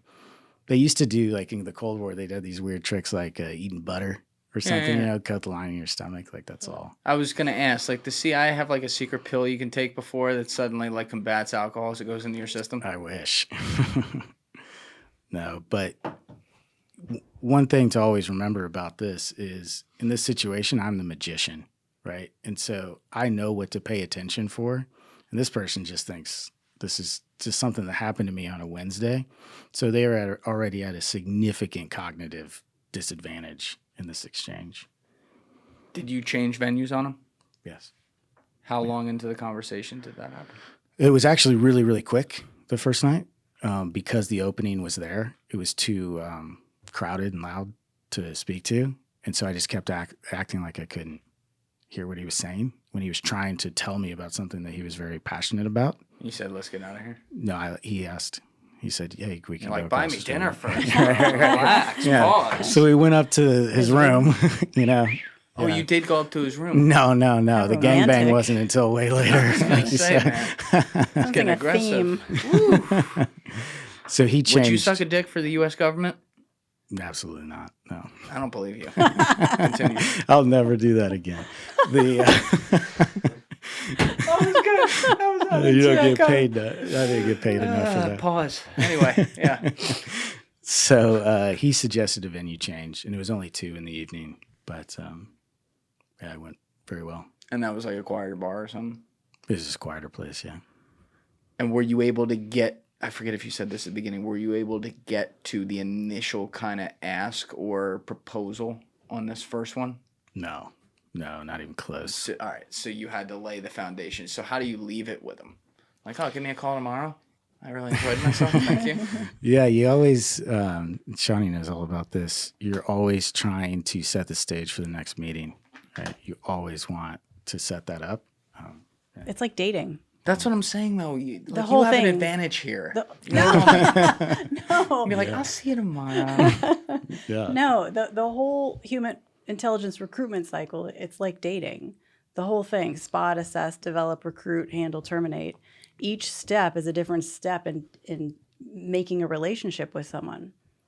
Yeah. So you're always trying to you like them. They're checking the boxes. Just like you're swiping on an app, you're spotting someone. He spotted who he wanted. He's moving it to assessment. He's assessing, does he have the suitability and the access? Is he willing? Is he vulnerable? He's checking those boxes. Then he wants to move it to the monogamous relationship, right? Yeah. And then he's going to move it into, so that's development. Then he's going to move it into recruitment, which is like popping the question. Or into where all my relationships had having to pay the other person That's eventually. Right. That's right. How do you leave it with him after that first night, and like how do you get the second date? Yeah, so it really is dependent on the person and what happens. But, coming up with commonalities, which I already had, I knew what the hobbies of this person were. And so I suggested at the end of the first night an event that I knew was already like a hobby of his. Said I would be in town a little bit longer because he had paid for the bill in this specific interaction. And so I said, would you let me return you the favor? If you're free, you could come to this event with me. And Where'd you take him golfing? no, not golfing. Golfing. I would have embarrassed the heck out of myself if it was golfing. So That's okay though, because then they feel bad for you. That's a good way to pull them in. Like, I gotta play He's with a this guy. natural. I gotta play with this guy again. The poor thing. It's like you hang out with spies. Fucking suck. Yeah, you people won't get away from me. It's not helping me. I'll tell you that. It does make me like, I don't have to think like you do because my life's not that serious, but I do like think about how you guys have to think sometimes. I'm like, damn, I'm glad I'm not that. Because that would like I would be very, very hardwired to be very paranoid. Like if I were in your seat, something like that, I don't know what I would do. I think for me, seeing Xanax actually. But Xanax milkshake. yeah. Let's keep the bars flowing. To me, seeing how easily people can be manipulated, was a little unnerving. Yeah. And now I take that with me just for the stuff that like we were talking about is I'm constantly checking my interactions with other people for indicators that they are attempting to manipulate me. Right.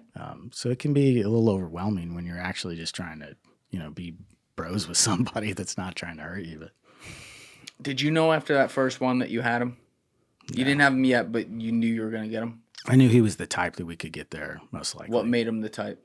He was very able to be influenced, and he was very quick to express being disgruntled against people that he should have had more loyalty to than me, having met me in one night. So, if I can get somebody on the first time I'm talking to him to talk shit about their best friend of 10 years, I can manipulate that person. Okay. You said it took a while longer, though, to develop it, right? So it wasn't like at the next event. You're just making friends with the guy for a while. How long did it take before it started to get to the... I don't know exactly, but months. Months. Yeah. Sometimes, this one was quick. These things can take years and years and years. So this one was very quick, but it was a matter of months. And what was the moment like where you're like, boom, let's go? I'm going to have to be careful about how I answer that because I don't want this to be a recognized thing. But so there's two stages to it.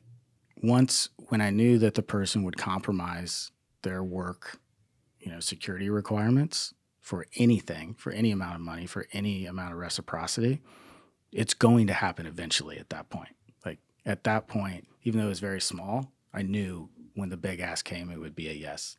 So that was the more significant part. And, chime in here, for me, the meeting where you do the big pitch, you want to almost be at a foregone conclusion. Like 100%. This how this is going to go ahead of time. You have to be. Because you're dropping cover, you have to be.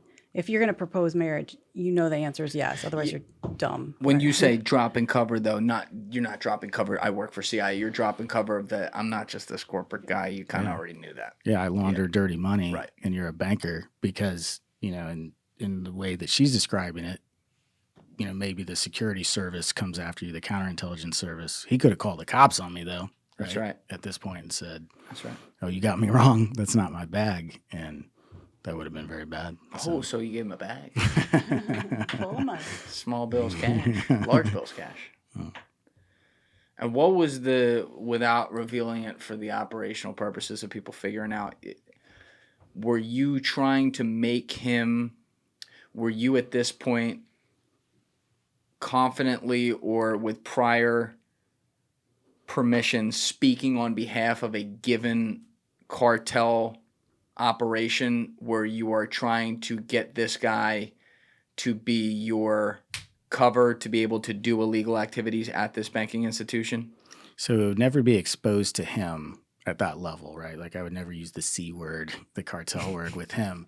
You know, people like to feel like they have this blanket of security because you've only indirectly said stuff. You hint at it. You never said something that they're like, oh my goodness, if the FBI was listening in, I would be going to prison right now. And so it's always hinting at it. But in this instance, similar to the one I told you about with the computers, I wanted him to facilitate a very small thing. And then once I pitched him essentially on helping out, he was like, oh, I can do so much more than that in my position. Let me help you.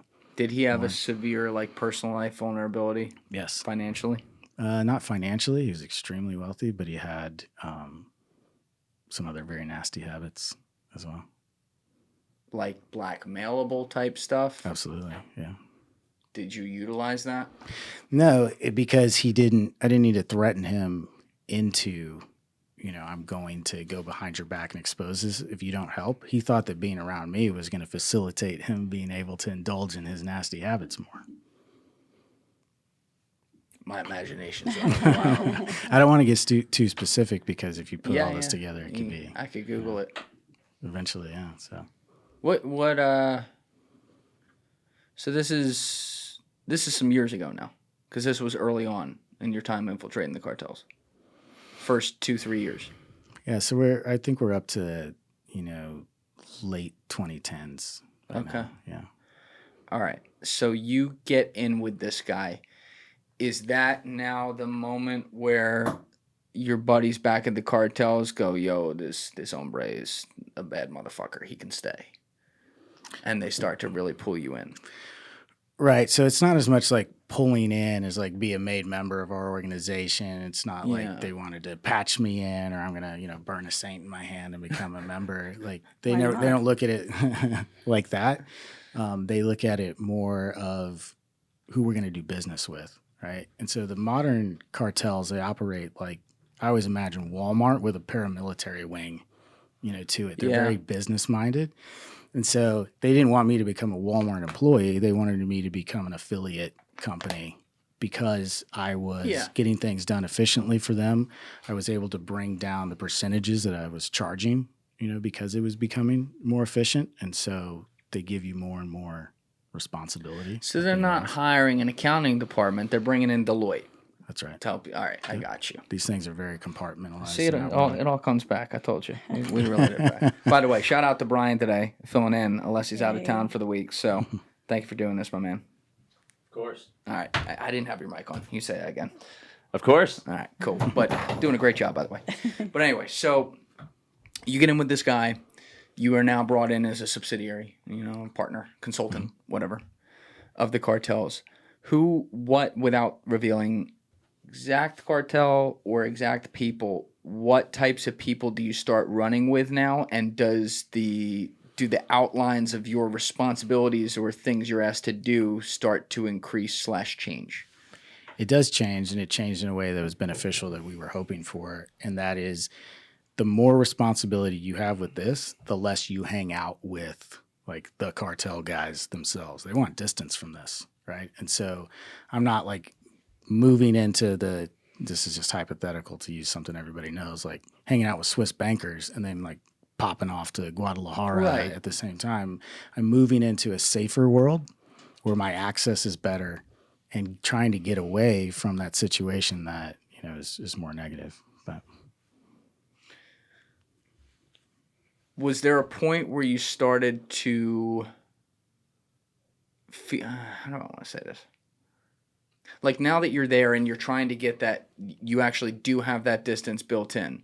you now can essentially travel alone to a lot of places and have an excuse to do it, be it Bingo. Switzerland or, I don't know, Hungary or something like that. So now, like, I guess the question is, before this point, had you not been able to do as much of the actual, like, CIA stuff because you were trying to now establish a big cover again? You're exactly right. All right, so now you're able to do that. Right. The more they're minding you, the more that they're trying to vet you and make sure that you can handle responsibility on your own when you're going through that phase, it's very hard to break away, right? Once I ended up in a point where I have no boss, no supervision, now we've got some flexibility to work with. And then all you need to do is make sure that you can answer the questions of what happened to you every single day when you were away, when you come back, which is where that memory embedding approach. So you would do that kind of thing. You'd go to Paris with Shawnee or something to go to a restaurant and be like, okay, we're here in La Boucher. All right, great. Yep. Got it. Picture on the wall. Yep. Noting things. The tablecloth is this color. They were serving, this dish, and you're paying attention to those things so that you can recall it later. Now, you had said last time that over the course of your, 15, give or take years doing this kind of thing, you didn't have a lot of access with your family. And your family even thought maybe you abandoned them because you couldn't tell them, like, what you were really doing. Mm-hmm. But I'm almost now surprised because it would seem like now you've got yourself in a position where you kind of could step out and do that back in your personal life. Did you stay away from doing that because you didn't want to get, creative vulnerability or something like that? Yeah, definitely. You thought you could be being watched all the time. Yeah, there were two different sides to it. One, I think I said last time, it was easier for me to stay in my persona than it was to hop in and out and try to have that other side of it. It was easier for me. But also, you always think when you're leaving that bubble, that operational bubble, am I dragging something bad, with me? And when it comes to stuff like family and the people that I was dealing with, it's just better not to try. But when you were in the biker gang, you were like a rock star and whatever, because it was more like you're constantly with the group, you're with the organization, you're at the strip clubs, Whole different vibe. Whole different vibe. Yeah. Now you're kind of like your own one cell man subsidiary in a way. Sometimes you go and meet with people, but the whole point is very similarly to intelligence. The job is having people not know who you are at all times. So you're not really you're not walking around with like the big dick you did in the previous career with the biker gang at all. No, it transitions completely. I mean, there still is some of that because of the level of money, that I was dealing with. And so when you are living at that level, I was moving quite a bit of money at this time. And I wasn't, doing that and then staying at the Holiday Inn Express, when I was done. I was living the life of an extremely wealthy person at the time. And so you get a little of the rock star from wealth, obviously, but in a very different way. It's not the respect way, that was the same as before, where people are like afraid of you or want to be with you. It was more of just what came with the money at that point. How would they pay you? Cash and then you got to launder it? It depends. Now so much of it could be like the Bitcoin, which became huge. And your bank account that you put that in that was under your name, it's like CIA owns that bank account essentially. Sure. Anything that was like an operational use, something the U.S. government has. So when it's done, you don't get to keep it. No. I wish. So they get extra taxpayer money. I wouldn't have taken. You got to stay. I wouldn't have been taking the train up here if I had kept all the money from that. Hey, listen, you changed my flight, so I did get him a flight in here. Yeah. That kind of sucks. They should kind of let you keep some of that. I got used to the lifestyle. It's like when you go to divorce a woman, she got used to the lifestyle. She gets 50%. I love the way you think. I think we should reopen this can of worms with them. Mad Dog, come on, buddy. Yeah. I mean, there's stuff I got to take, from it. I had a 6-figure wardrobe. I got to. All right, so you got to keep that. Oh, yeah. What are you wearing right now? This is bespoke. Yeah. Everything's custom on this one. Okay. All right. Mm-hmm. So were you wearing this when you were making deals with the cartels? Not this one, no. Not that one? No. The bloodstained one outside. Right. That, by the way, I don't know what's in your bag. There has to be a body in there. That thing's fucking 100 pounds. I mean, they didn't let you on a flight with that. Yeah. Who'd you pay off? I mean, we've been talking about this for a while. There are ways around these things. What is in that? It's just clothes. You sure? Yeah, for Beauty sure. products. Clothes wrapped Beauty up. products. Clothes wrapped up with bricks of cocaine, maybe. Yeah, various accoutrement. You know, Okay. it's, All right. So you live in this lifestyle, like, because again, it's different. You're kind of on your own island in a way. You still have the corporate cover, right? mm-hmm.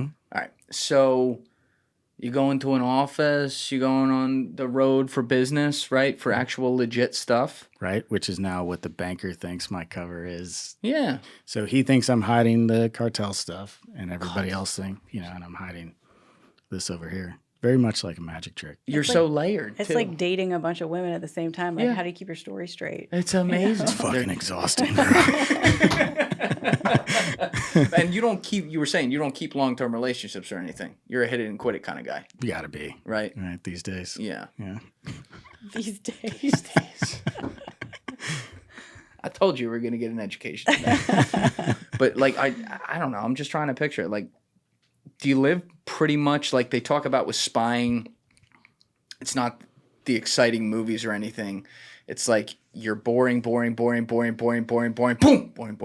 That's it. and so on. So is that your life in the sense that, you get up, you work out like everyone else, you fucking go to the office, you say hi to Candace at the front. All right, ask her if she got your coffee ready, start doing the actual real work, make some calls like you're important around the world, get the bills paid, go home, and then, make sure you make the call to the cartel to check in. Absolutely. That's your day. Yeah, you're trying to be as normal as possible, even in ways that are purposely mundane at times, just to look as normal as you possibly can. And one of the things I was talking to Dr. Ken, the guy called the Spy Whisperer, about is in the Noc world, one of the traits that you have to have is the ability to endure long periods of loneliness, or it will drive you completely crazy. Did it bother you? Yeah. Yeah. I mean, we're social creatures. I like being around people. Part of why I'm good at what I did is that I enjoy interacting with people. And so when those relationships have to go away, that you feel that for sure. Forgetting your real relationships, though, now moving to all the relationships you are making, being social, doing this at a corporate level and an illegal level, and then even, with your back office people at CIA who you're talking to. Yeah. It's not real. The social interaction is fake. It's not, I would imagine even though you're in character, you're not getting the same true, I don't know, oxytocin release or whatever that we would normally get when you're making real relationships, like with your family or your actual friends, right? I have to disagree with that. I got the same emotional response from doing this that I have with anybody else in my life. So you really lived it. You have to. It has to be real, or people can tell that you're faking it. But you still go home to your own place at night, right? No, my persona at this time, that is my place. There is no difference between my personal and this. That's not what I mean. What I mean is you're going home alone. You're not married. You don't have kids or anything. Right. You're living this life where that's not on the table, right? Occasionally some girl at the downstairs bar is going to get lucky, but we all know that's not like fulfillment. I mean that seriously. It's not like fulfillment to you in a way. I see what you're saying. Yeah. One of my one quote I've always been fascinated with is I heard it in Boardwalk Empire for the first time, but I think he was quoting someone, like someone else said it. The hardest thing for a man to do is sit alone in a room with nothing but his thoughts and be okay. I could not agree more with that. And especially having since left it, that's something that I struggle with now. Like after leaving the work, like to just sit in a quiet room by myself is not my happy place. Like I'd rather like go out somewhere where I've got the energy of people around me and stuff. That has definitely carried with me after that job. Is it because of all the shit essentially? Like how the world really works? No, I think it's more just where my brain feels comfortable after having done it for so very long. Like my brain's natural resting happy place is not to just sit by myself anymore. Right, constantly plotting, thinking. Yeah, Okay. it's And now you always- don't always have gone. that. Right. You have it at like a consulting level, but that's like going from NASCAR to fucking driving on the back road. So it's actually the work, like doing the consulting work and stuff is when, I'm dealing with these topics again, is when like now my brain's back in the happy place. You feel something, but it's not the same. It's not the same. It's not life and death. You can't fake that feeling. Right. Yeah. You're trading, heroin for a smoking habit. You Right. know, it's That's a good way to put it. it's not the same. It doesn't feel the same, and the brain is going to try to compensate, for that, and you got to fight that off, right? Or else it's going to subconsciously put you in situations that you don't need to be in. And I saw when I first got out that was a potential downfall for me, is searching out similar type rushes like a drug, and got to be cognizant of that and fight it off. Were there potential temptations that came in that were totally illegal that you wanted to fill that void with? You don't have to say what they were, but if so. No, not really. No. Then is it what kinds of things, if you don't mind saying? I think that getting to the point of having that level of interaction with people can be addictive. Also, being around danger became addictive for me as well. So you just feel like, it's boring. I can't really hype up to pay attention to it unless there's some element of that to it. It's almost like venturing into fetishes and stuff, like you're getting away from the vanilla side of it. And, you can't go from, partying at the Playboy Mansion to as vanilla as possible right after that. You're going to say, like, I don't like this anymore. I'm used to something else. Yeah, you were saying last time you were giving examples of, like, you kind of feel a place like, oh, that place feels cool. And in the back of your mind, it's dangerous. You go into that bar and then shit's going down and you're like, fuck, here we go. Yeah. Yeah. Yeah. There was an instance this is maybe a month or two after I had gotten out. I think I told you this off camera. You told this story. Yeah. I don't know if I said it on camera. Was that in the Patreon episode? You might have told that one in the Patreon episode. You listen to this one, Brian. Did he tell a story about being in a bar where there was a fight that broke out? I think that was in the Patreon episode, so you can tell that one now. Okay, so the one I'm thinking of is I'm sitting at the bar. The door is behind me. I can't even see the door to come in. And there's somebody sitting here next to me who I'm talking to, and then there's the well. And I'm sitting there talking to this. It was a female, and all of a sudden, this older lady walks by, and she just interrupts our conversation, and she goes, "Wow, you are looking fucking fine tonight," to me in front of this girl, and this girl just buries her head in her hands, like just embarrassed. And Mom. Yeah, that was Mom. Yeah, right. And so we're sitting there talking, and she's all embarrassed. And all of a sudden, the guy standing in the well is looking at the front door, and his face just goes this look of fear on his face. Let's go. I'm like, what is going on? So I turn around, and over my shoulder, there's this guy standing there raising up the front of his tracksuit and pulling a Glock out of his pants. And they're screaming at each other like, you're not going to do me like that. And, here's You're like, I'll take another. Yeah. I'm here for this. Yeah. Yeah. And so, it's about to be the OK corral between these two guys standing right over here. So the first thing I think is this guy, he's pulling it out of his waistband in this way. He's right-handed. Not a good place for your gun. Yeah, he's going to ascend around early, and it's going to shoot me in the ass because he's, like coming around this way. I don't want that. And so this girl's freaking out. I grab her. I put her behind me. I go up against the wall, and we're trying to do like the walk like an Egyptian pose to get out of the bar. And as soon as we get out, she's like, "Oh my gosh, my cousin's still in there. You can't leave her in there." I was like, "Who the fuck is your cousin?" Yeah. Who are you? And she's like, she describes, her physically to me, and I go back in, and both of the guys look at me coming back in, and I gave like a quick, like, I don't know why, I just went like that for a second. And you should have seen the look on this dude's face. He's like, "Who the fuck is this guy?"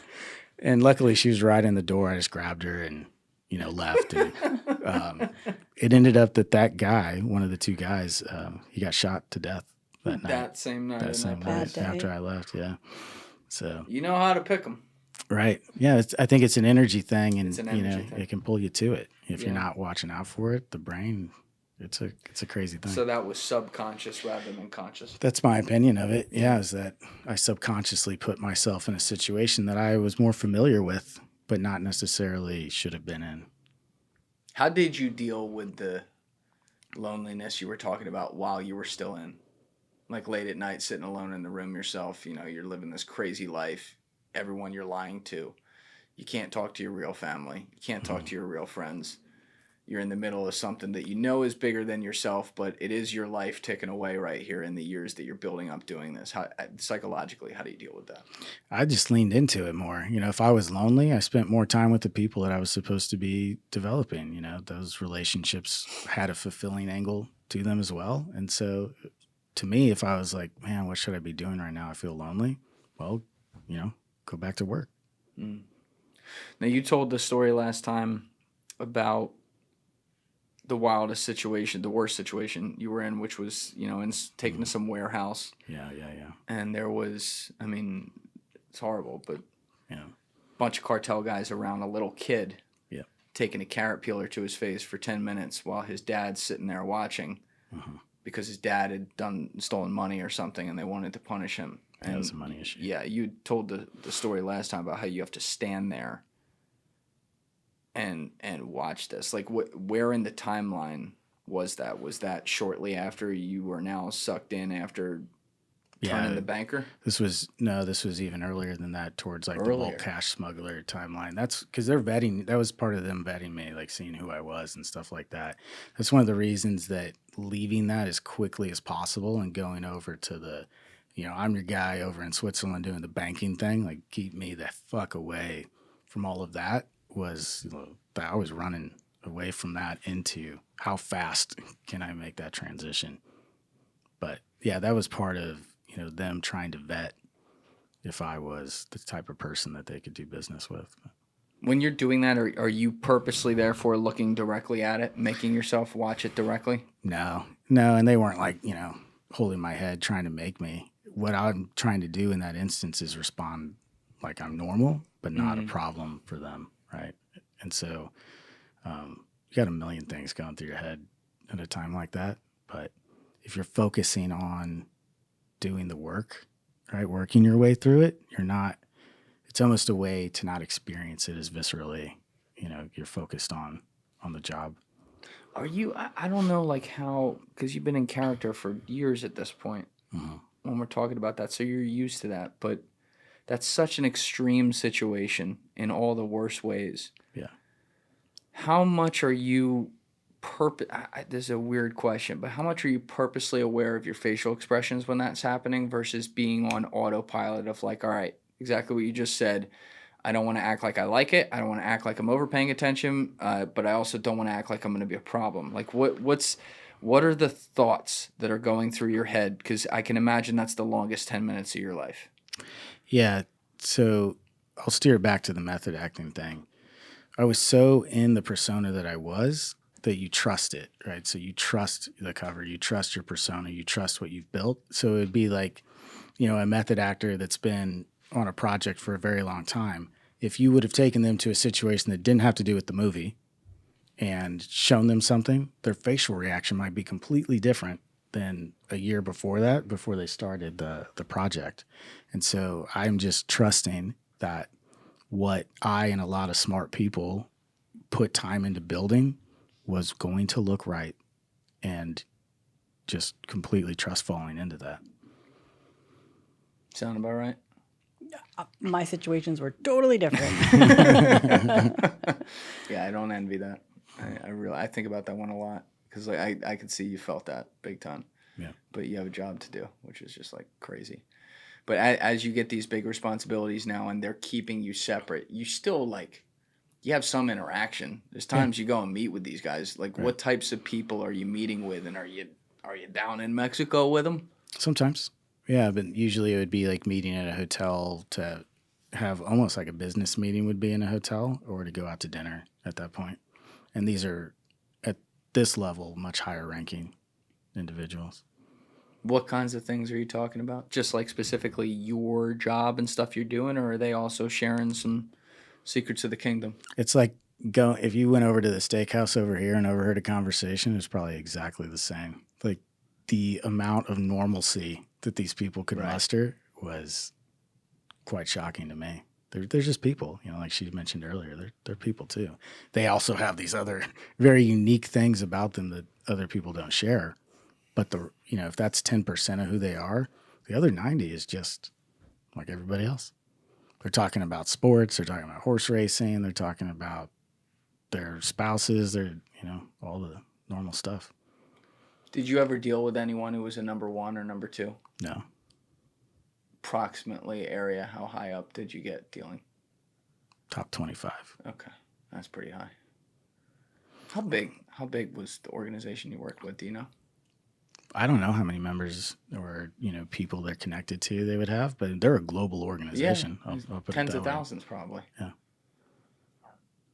That's wild. But people that are actually in it at that level, and that's one thing that using money as an angle is very efficient for in the intelligence world, because people don't delegate the money to down the chain, right? Right. If they're the ones dealing with tens of millions of dollars, you're much more likely for them to interject themselves personally into it, just because that's how people are with money. Yeah, they want to watch Where's My Fucking Money? That's Who's it. handling it? Yeah, so it forces that up, right? Money's easier to trace as well. So there's a lot of benefits to running an intelligence operation from the finance angle. So there are a lot of people sitting at home right now thinking about the moral question here, and they're right to think about it. I think about it too, which is that here you are, someone working on behalf of the United States government using our tax dollars, purposely in an organization where you are not trying to take it down at all. In fact, you are helping them do their work at the highest level that you can, strictly under the guise of, well, for national security reasons, which is why you're doing it, because you want to get access to things to be able to help with what you view as more important. Okay, we got to sell some drugs, make some guys 100 millionaires versus like a nuclear bomb doesn't go off and take out, 10 million of our people. I can see where that deal is a trade-off, but looking back on it now, not while you're in it, you're doing your job then, but could you see why people at home have an issue with our organizations actively trying to help organizations like this to get their job done, and where people might think there's got to be a better way? Yeah, sure. I can see where somebody would approach it from that angle. I think that's fair. The world that I worked in is often so much of a trade-off in that way, and it's impossible not to do business with bad people to get what we need done out there. It's not a bunch of good people out there that are doing these things. We're going to have to intersect with them. And if every single time something came up that was like, oh, that's illegal, we said, we got to interject right now and cut this off and stop it, we would never get to a high enough level to do things. And so I understand that there are moral dilemmas in that profession. I think that's fair, and I think we should be held accountable to do things the best way that we can. But for me, it was always, there is a specific focus and a bigger picture here, and that's, I wasn't the decision maker, at the time, and so I just focused on the job. I think it's how big the picture is, though.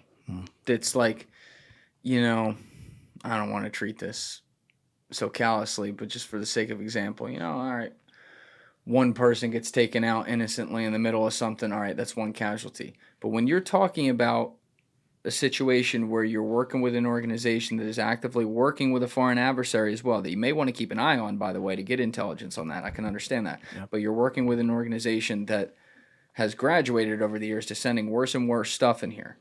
People blame the CIA all the time for the crack epidemic in California and like in the inner cities. It's hard to argue with that. And now you look at, like, I think about all these moms who are losing their kids to accidental fentanyl. Not even the ones that we should also very much include in this who get addicted to fentanyl and stuff, but the ones who, went to go buy Coke because they're an idiot 17-year-old, want to have a good time and had fentanyl in it. Yeah. And it's like, or weed.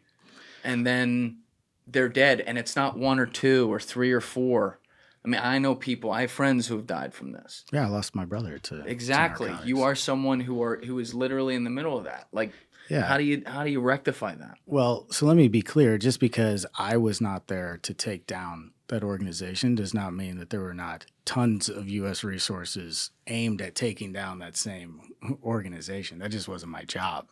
But, now that they've been designated as terrorist groups, and it's not like where I used to work, their whole perspective on this cartel was what I was doing. That was just like tangential. Right. They were still actively trying to stop what you're talking about. I just wasn't at it from that angle. So you think it can be, we can live in a world where there's a mix, like, okay, they're gonna do their thing, we're gonna do ours where we can, and let's just not overlap.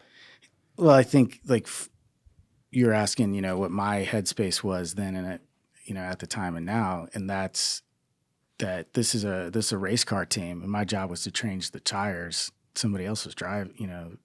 It wasn't my job to do every single. That's right. And so that's what I focused on is I'm doing the task that I was given, and I know there are a lot of brave women and men that are smart people that are doing these other tasks that I'm watching. I hope get stopped as well. That they're on it, and that's a team, and somebody else has that ball. One of the ones I always think about with this is the Kiki Camarena thing, which is now being talked about more because we just extradited Carol Quintero here, right, who we know was involved. Yeah. And I want to put a pin in the cartel terrorist organization thing because we should all talk about that and what that could look like. But on Kiki Camarena, a lot of people out there know the story, but he was the DEA agent. He was murdered in 1986. He had been a very successful DEA agent in Mexico. Got in with the cartels, and eventually they kidnapped him. They tortured him for days. Then he was left dead. And there's a lot of controversy about, I don't know why I said it like that, a lot of controversy about whether or not CIA was involved, and specifically whether or not Felix Rodriguez, who that's one guy who's been floated out there, was the actual guy who killed him as an undercover in the situation within the cartel organization. And this is one I've struggled with a lot because I've always said, like, okay, let's say that's true. Let's say that's what it was. Let's say you're the CIA, because this is now your literal territory. It's the same kind of thing. And you have been doing some long-term 10-year mission for some crazy national security shit. And some DEA agent accidentally was really good at his job and got into the worst situation where it is you either keep your cover and allow this mission to continue, or this guy's a casualty of the situation. And I always wonder if that's what happened there. Do you think something like that is possible? If that could have been what happened? I have no inside knowledge of the Kiki Camarena situation. I can tell you that during the time that I was there, if I would have been involved in something that we thought a U.S. federal agent's life was in danger, they would have pulled the plug right then and there. That's reassuring to hear.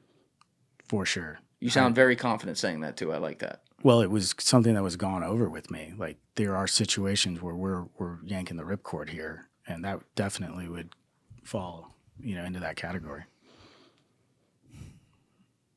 Does that sound similar, like in your world, Shawnee? Mm-hmm. Yeah, a lot of rules. Yeah, I'm not surprised. Okay. Now, what about the cartel terrorist organization thing? Because, like, I hear this. Obviously, we all know what the term is, but what does this mean from, like, a diplomatic standpoint? Like, it's, in fairness, comparing it to, like, Afghanistan had a fake government that we set up, and, they were just on the take and whatever. Mexico they're definitely on the take, but they have this real full government, a way bigger GDP. They're literally our neighbors down there. What does it look like when we've declared these organizations, which I do think are terrorist organizations, but now we've actually officially done it? Like, how can we now act on this, and is there going to be a lot of ramifications from that? I think the biggest tool it gives you is the authorities that fall under the counterterrorism laws for us to go after them.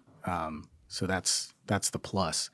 I think where it gets challenging is their physical proximity to the United States, their proximity embedded inside the United States. So that means if they want to retaliate, I think that they have a significantly better chance of being able to pull that off than some of the terrorist groups in other parts of the world, just because of how embedded they are. But one of the dynamics I find the most interesting is that they're the only terrorist groups that almost all of their funding is essentially coming from our population, right? So we're the biggest narcotics consumer by far of any country in the world. And so if we're going to treat them like terrorist groups that could do things back here, we also have to contend with the fact that a lot of their money is coming from the people that we're trying to defend buying their product. And that's a dynamic that I don't think has existed, in my recent memory to that extent, that is going to be extremely complicated to work with. How do you treat something like, how do you carry out counterterrorism missions, though, in a sovereign nation that's on your border as well? Like, if you're, it reminds me of, like, in some ways, the Obama red line comment on Syria, like, well, don't use those chemical weapons or we're coming in. And then he couldn't back it up. All right, we just named these guys terrorist groups. Are we actually, like, I know Trump is going to want to back it up, but how much ability is he going to be able to have to actually, from a counterterrorism standpoint, back that up? Yeah, I can't, speak to that too much myself because I was, almost dealt with counterterrorism zero. But I do agree with you saying that there's a complexity that's going to get added to it. What do you think, Shawnee? This is outside of my expertise, but from the CT side, my studies and my work was more focused on Middle Eastern terrorist groups. I think the question is, how are you going to address it? Are you going to address it any differently than you did in the past? Because I don't know how successful we were truly with counterterrorism efforts, with a lot of these Middle Eastern groups. Right. I don't know. It's an interesting dynamic that Matt brings up, that, like, we're funding it, but they got us addicted to it too. Yeah. So it's not like this perfect, like, we're buying it because we all want to enjoy the product. We have a lot of people who have been addicted to the product, sometimes unknowingly because they spiked it and stuff. Right. A lot of times unknowingly. Right. So I don't know how much that factors into it. What I think more factors in is not to, delegitimize a lot of these countries, but, like, Iraq and Afghanistan were literal war zones. I would argue that parts of Mexico are literal war zones, but there are a lot of areas that aren't. And also, it's a little bit of, like, a controlled corruption. I don't want to understate this. Right. Like, I don't want to mask the problem. The cartels are a huge, huge problem.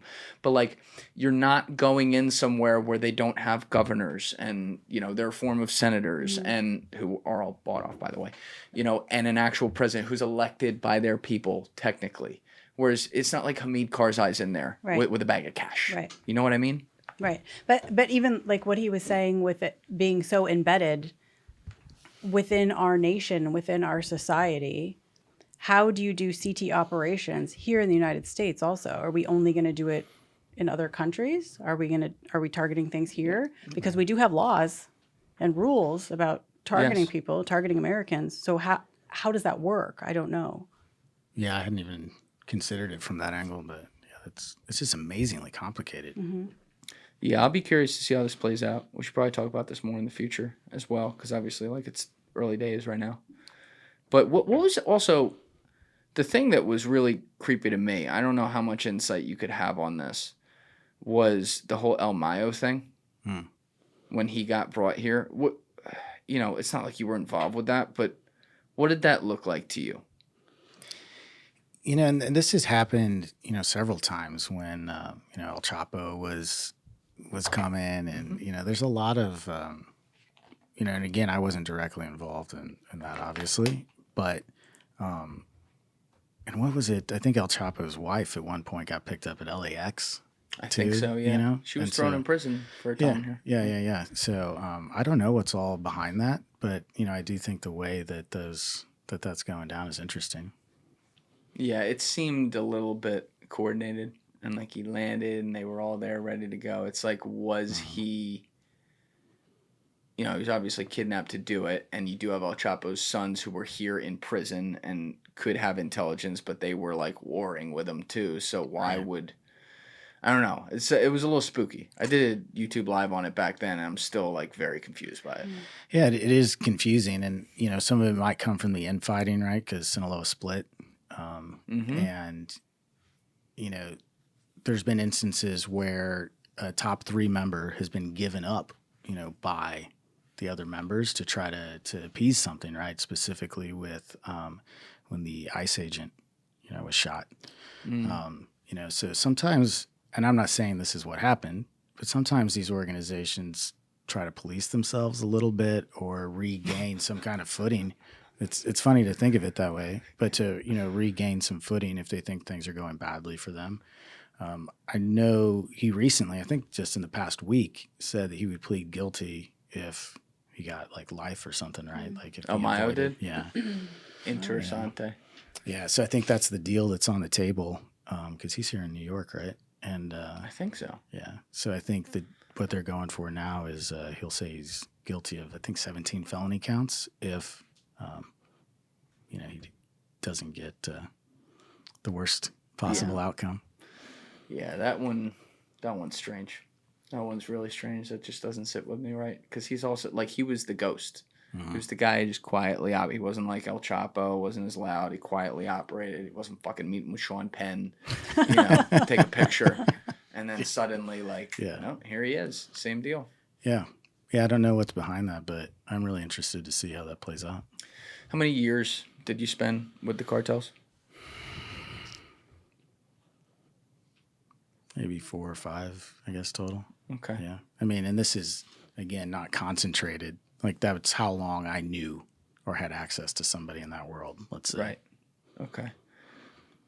At the height of what you were doing, how much money were you moving?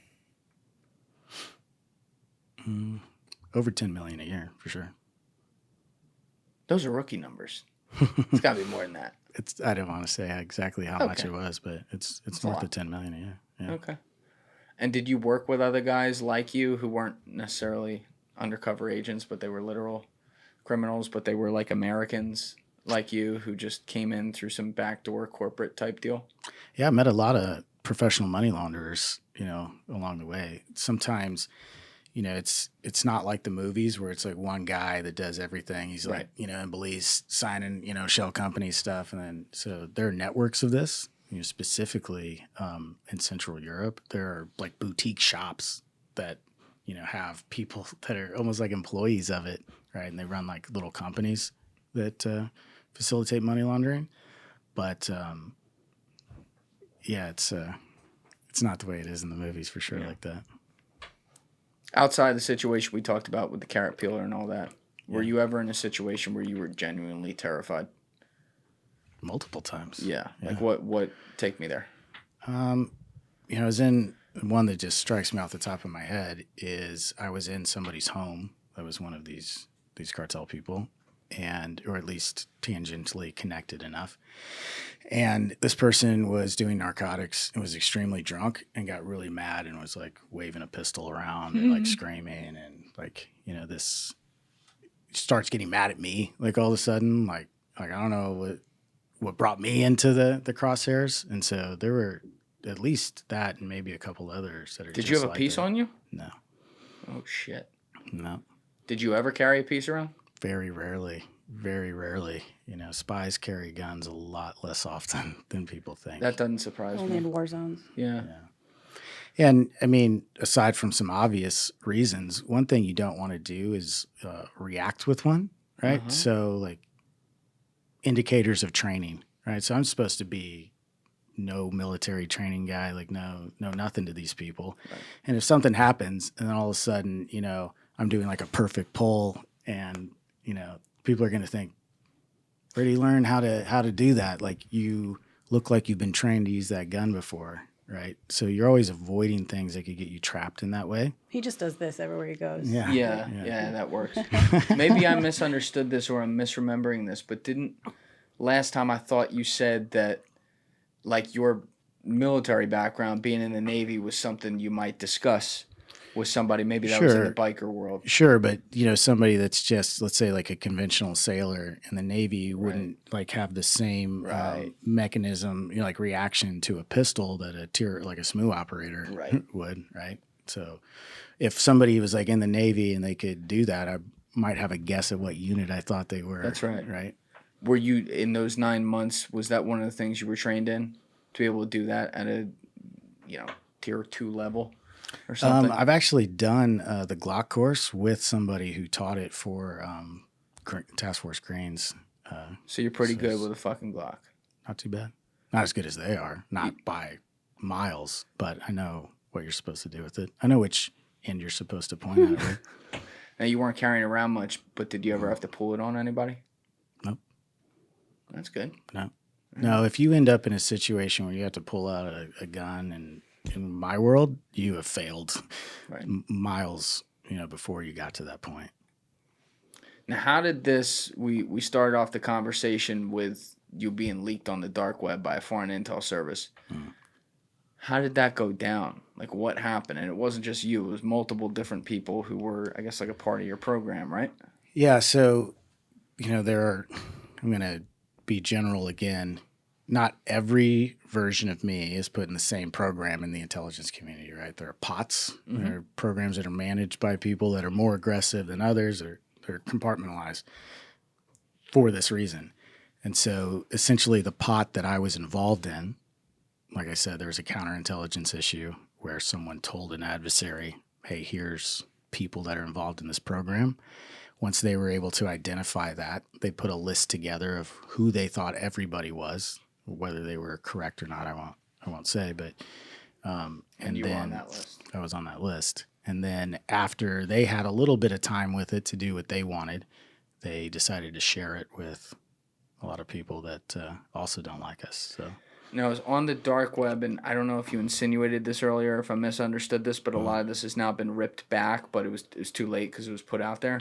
Well, yeah, as I'm sure you're aware, like once something's out there, it's never fully not out there. But if it's on a specific site, you can get sites taken down and things like that. But I'm sure it's out there forever. I've never been on the dark web. I wouldn't even know how to find it. I don't want to try to go into the dark web, so I didn't look before we got here, but I went to regular Google to try to find it. I'm like, well, that's not where it got leaked. You can't find anything there. Maybe you can on fucking page 78, and I missed that. But, like, it is, to your point, even if it goes out on the dark web, you can't ever be safely in that type of position ever again. Never. What was that?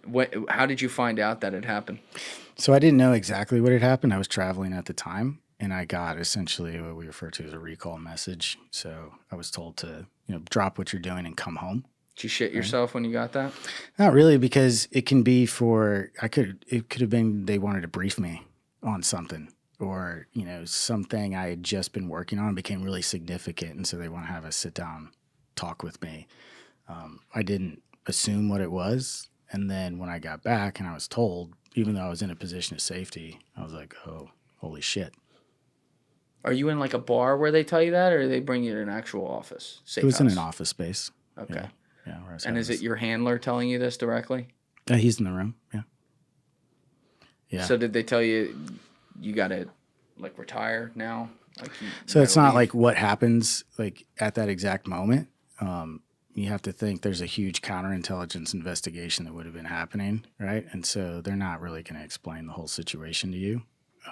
I was just told that this is over, and here's what you're going to be doing for the next few weeks, and we'll talk about it later. But that's done. You're not going to travel anymore. Without going into classified specifics, like when they say here's the things you're going to be doing, is that just like here's your new boring office here, wait until we tell you what to do, don't go back to work. You're just chilling. Yeah, you're on the beach. Yeah. So at your corporate job somewhere, they're like, what the fuck happened to Jim?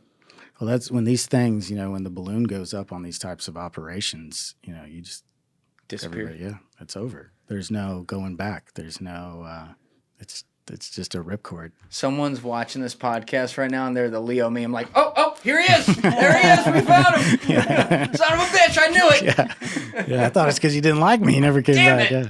They're like calling HR, yo, he's not missing. Yeah. Remove the APB. I've been looking for you forever, man. Yeah. I hope that happens. Yeah. I think.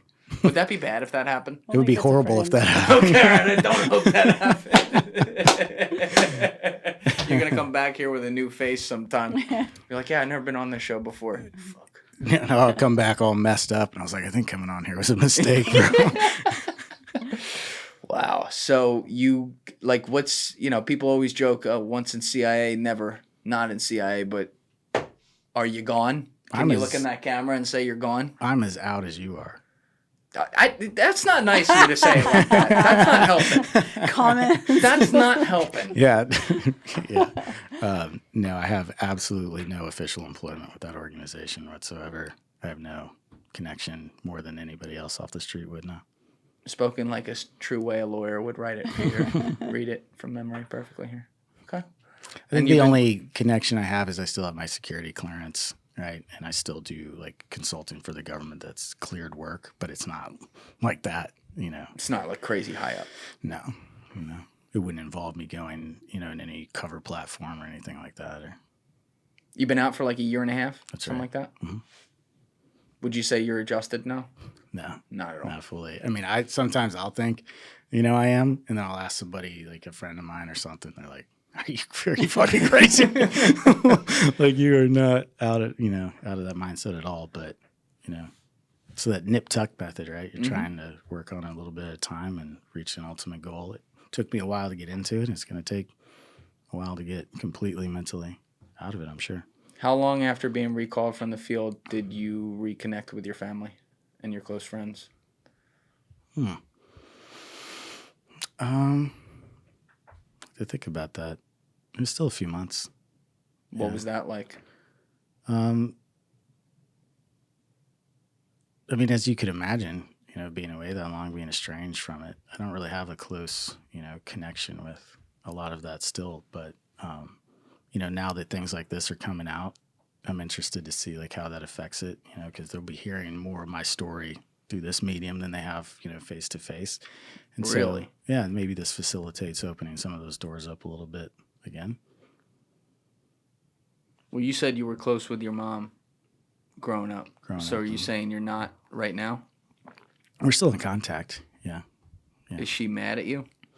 I mean, I don't want to go too deeply into the personal side of it, but, you know, anytime there's this separation, you work on building the relationship back, whether there's anger or there's anything else, but you work at it just like any other relationship out there. And, you know, I hope the best for all of those. I'd like to repair as much of the ties that I've had with my family in the past as possible. Well, if something like this actually does help with that, that'd be pretty cool. Yeah, that would be. Because, like, you're doing something... I don't know. I can't imagine being in either one of your positions. It's very hard for me to have any concept of what that would look like. But, you know, it's... Now there's an explanation. It's not like you just went away and abandoned them. So I got to think if the explanation is there, it's a lot to... You know, oh, fucking Matt was around being an international criminal with the cartels and people for like 13 years, but we're proud of him, you know, but Right. There's a little more of that rather than the straight up, oh, he abandoned us and now he's coming back. Yeah. I mean, maybe not an excuse, but some dialogue to inform it, at least, you know, my decision-making process. All right. Well, dude, I think we got through the rest of your story at least. Cool, man. We'd be here all night if we started going through all the geopolitics of everything. But this was really cool to have both of you here today to kind of get like different angles on stuff. A lot of fun. Yeah, surprise. Yeah, Shawnee calls me last night and she's like, or I think we texted, and It was him. first you did, but then I was like, all right, see you tomorrow. And she's like, I really don't have to come on. I'm like, you're not coming here and not coming on. Like, I know how this works. Yeah. And I told you it'd be good. It's very free flowing. You know, you get different perspectives. Call it a day. Yeah. And Same. thanks to her being here, so the views will go a lot more up than if it was just me, for sure. I didn't say that. You said that. But yeah, people liked you last time. Oh, for sure. thank They you. liked you too, but except the comment section. Right. But Don't read the comments. Don't read the comments. You really don't. It's like read celebrities. The comments. I keep telling. I know you All actually right, read them. I do don't read them. Yes. These are People just not need to good be people. nice. They're not. Don't read them. Yeah. I promise you. Like, that's not the real world. Look Right. at the like button. Right. There's a lot of likes there. So I had some friends You're send good. me I don't read them, but I had some friends send some screenshots, and it was almost like those celebrity tweets, you know, kind of thing. Some of them were just downright hilarious. Somebody asked what my hand workout regiment was for some I reason. must have missed that one. Yeah. That's people come up with some creative things Yeah, down there. I'll give them that. You got to for give sure. them that. But you just can't take it that seriously. Right. It is what it is. And we cleared up, you know, some of your background Yeah. today for sure. But thank you guys both for doing it. Yeah, of I'm course. sure Thank you'll you. find your way here again on behalf of the United States government to infiltrate my podcast. But Brian, also, thanks for filling in. Fucking great job today. And everybody else, you know what it is. Give it a thought. Get back to me. Peace. Thank you guys for watching the episode. If you haven't already, please hit that subscribe button and smash that like button on the video. They're both a huge, huge help. And if you would like to follow me on Instagram and X, those links are in my description below.